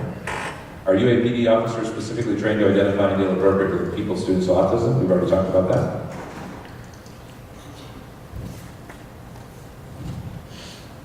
Will you be ramping up drills? Yes. Emotional support? Yes, yes, yes. What are we doing to identify any disturbed or princess with our schools? We've talked about that. How do UA schools deal with situations where a student demonstrates signs of psychological illness? We've talked about that. Are you reporting seriously troubled students to law enforcement? Yes. Yes. What process is in place to identify and or deal with mentally unstable staff and students? We've talked about that. How do you manage potentially dangerous comments, behavior, and social media within the UHS student community? And we deal with those as soon as they come to our attention on a case-by-case basis involving law enforcement. When there's an event incident in school, why aren't all of the district notified? We talked about that. So, what responses does the UAPD make toward tips about potential students? We've talked about that. How are tips from students handled and investigated? We've talked about that, and all are taken seriously, yes. They have to be. What mental health services do we have in place for students? We've talked about that. And yes, and we do talk to our staff about identifying those. Next. Are there currently any persons who have posted emails on Facebook, Instagram, or social media who have made any threats? If so, what is being done, or other matters of concern? Again, we deal with all those on a case-by-case basis, always involving law enforcement. What type of programs do the schools have in place to reach out to and help kids that have troubling behavior? We have a whole host of different things available for that. Go ahead. It was said that the whereabouts of a violent person, such as fighting students or intruders, would be reported over the loudspeaker system. But a couple of weeks ago, there was a fire alarm after school. It was because of a malfunctioning sound system. Given that, shouldn't one of the first steps be to fix and update the sound system, at least to the new high school rules was built? And if there's an issue with that, we will definitely fix that. We have a rising freshman. This will be the largest incoming class in about a decade. Our counselor stated anxiety and depression cases at the high school are at an all-time high at every high school. That's not just a UA thing. We need more counselors to support our students. Again, we've talked about that. What should students and their parents do if they are concerned about a potential student who may be a threat? Let us know immediately. How does the staff address these concerns, and what are you doing to ensure the mental health of students? We'll talk about that. If a child or student posts suspicious comments, we've talked about social media. Are there any thoughts on having full-time school counselors in each school? We've talked about that. Assault weapons have no place in civilian society. They must be banned. Australia faced the problem of mass shootings after the Port Arthur massacre of 1996, the same year the conservative government banned assault weapons, bought up those that existed, and destroyed them. Australia has had no mass shootings since. Why can't we do this? We are Americans, we solve problems. Thank you. Why is our political system so broken? I think you all think I have more power than I actually have, by the way. For years it was put the interest of the NRA and an incorrect extremist interpretation of the Second Amendment about the safety of our children and the citizenry at large. What can we do to change this? Have you heard or looked into the FASTER program train teachers by the BFA?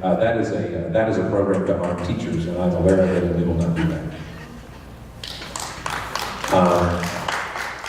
Buckeye firearms, again, no. And no.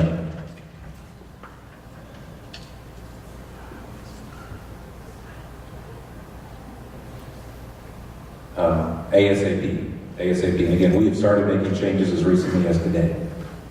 even before the safety audit's done. Can we have a safe open lunch? Again, we can have a safer open lunch, but again, all the experts agree the safest course of action is a closed lunch.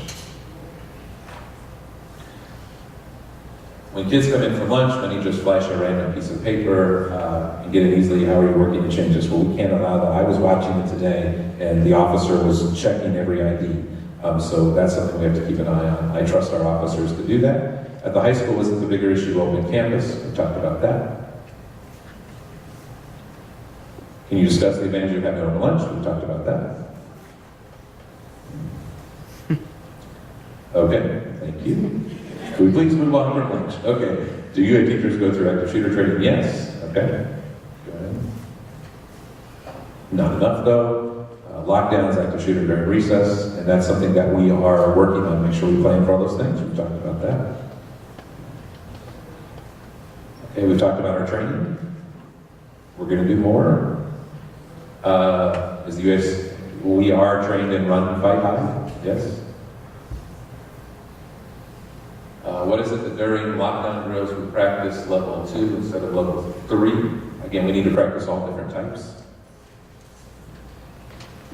As a student, I think that the school feels almost like a jail with police officers at every door. I understand, respect them taking time to protect us, but I feel like it's a little too protective at the level it is now. I also think the school is not equipped to fit everyone for lunch. As for senior doors during lunch and before school, passes are being checked, and there is nothing stopping students from bringing guns in their backpacks. I think a small metal detector would work for this situation. Thank you. When analysis of previous school shootings is taken into account, what is the UA school system doing to address safety during chaotic times? We've talked about that. Currently have a policy for police to be dispatched for every fire alarm. And so the chief said, we're going to look at that. So that's a good idea. How is an emergency situation communicated to the students? We've talked about that. Any protocol for an active, aggressive situation in a special event, public gathering. Again, that's something we have to talk more about. Why don't we use plain English when performing drills? We've talked about that. What specific trainings we know with the students at each level? We've talked a fair amount about training tonight, and again, we're going to be doing more. Next. You admitted you have not done enough to address the issue of drills. Will we be informed when this is done? Yes, yes. You're going to have to be part of those parents. As a student at the high school so far, we've practiced an active shooter drill once a year. Why have we been so ill prepared for such situations? I think this was partly why the school was in such panic the past 2 weeks. This is not a situation that just started 2 weeks ago. It's been going on for 20 years. And it has been. As a high school student, I feel that our lockdown drills are just us sitting in a live classroom. Will we be making changes to this? Yes. And so we're going to be working on that. What sort of training do children receive for active shooter scenarios? We talked about that.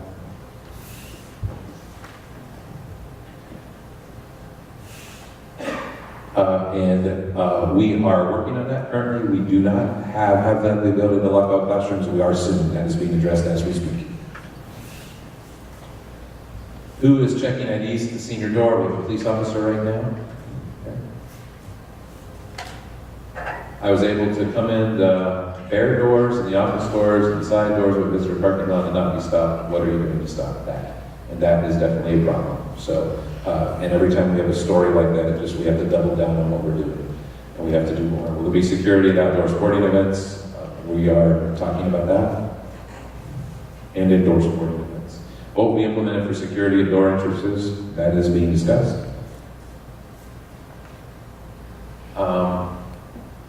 Why don't I need to show ID when I visit my daughter's elementary school? Recently, I visited Greensview and was told I didn't need to sign in, just issue a sticker, and that is not happening anymore. All of this talk about the high school is fine, but what about the safety of our elementary schools? And again, it is all of paramount importance, all of our schools. For For events after school, usually no one manning doors, exactly, we've talked about that. Elementary schools have to be buzzed in. How will that be addressed, and how are we addressing students at risk now? And we talked about all those things. Been asking to be buzzed in the front door of the school, but can you explain why I have never been asked? Yes, exactly. We've talked about that. And that changed as of today. The main office is supposed to be the required entrance. Why aren't there any security measures there? We are talking and looking into that. That's a very good question. How are our schools being changed now so they're safer for our kids? We've talked about that. We're not waiting for new and renovated buildings. Can we change the entry into the schools? We're having that discussion. Thank you. What are the goals to improve the safety of all the UA schools? Stop intruders from coming in and stop guns from coming in. Certainly. It's an all of the above approach. Again, we have to look at everything. What safety measures are in place at the high school to keep a student from entering with a gun? And we've talked a lot about the high school, and obviously that's the area where we need to do more as in all of our schools. Next. As a community, how can we prepare and train all teachers in UA schools with first aid and stop the bleed training? I think that's something we're going to be talking about. I think that's a very good comment. As well as obtain SROs in all schools, we've talked about that. Prepare all classrooms with medical equipment. And that's something we also need to talk about. For some of our schools, some of the classroom doors locked from the outside, not from the inside, and we are fixing that as we speak. That is being addressed. Are there working and monitored surveillance cameras in every school building? We do have cameras at all the buildings. Can you send an email to all parents about not holding doors and asking children to open doors? Yes, that's a good idea. How does checking student IDs protect us? It's just making sure that they're all here. Again, it's not enough. We are preparing a short video for all parents this week. It's going to address some of these things for parents as well. Some of our parents will watch a short video before they read an email, so we're doing that. What opportunities are being provided for staff, parents, students to get trained in first aid and trauma treatment?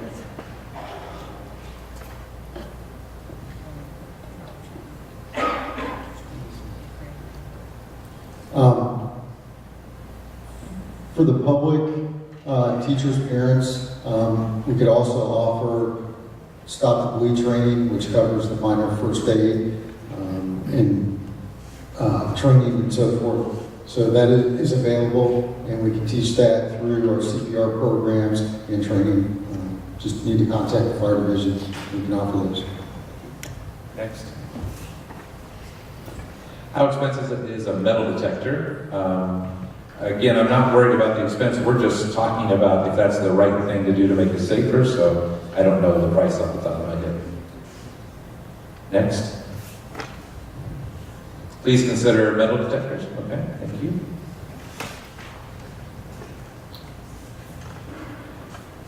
An armed police officer, we talked about that. Planes and metal detectors, talked about that. Next.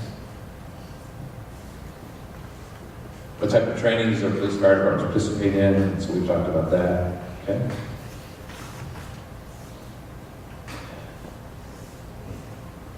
We've talked about the police card at every fire alarm. We've talked about that. Chief's going to be looking at that. Who funds the resource officers? I talked about that. City and schools share that. Oh, back up. I missed the question. I'm sorry. Second part. If the city, how can we get the city to continue to consider supporting? And again, the city has been awesome to us. So we work very, very well together. Next. How many resource officers? We've talked about that. And they are first one in. We've talked about monitoring students. If there are school buses at high school, would it make it easier to respond in the event of unforeseen incident? Again, our high school students are not likely to use buses even if we have them. So, speaking from experience in previous schools where we offered high school busing, the kids did not want them. Pick up the high schools at madhouse, exactly. We are working on procedures to make the new building better for that, but we are stuck with what we have for right now as far as that pickup here at the high school. I know it's stuck. It's the last one. That was the last one? So once we pulled because we wanted. Okay, and there were some that we pulled because they didn't meet our guidelines. Give yourselves a hand. By the way, thank you so much. It is 10:35, and you made it till the final question. Again, I want to thank you for coming out. This is a beginning, it is not an end. And as you have more questions and thoughts, please feel free to reach out. Let's thank the chiefs for being with us again. And thank you all for coming out. Have a good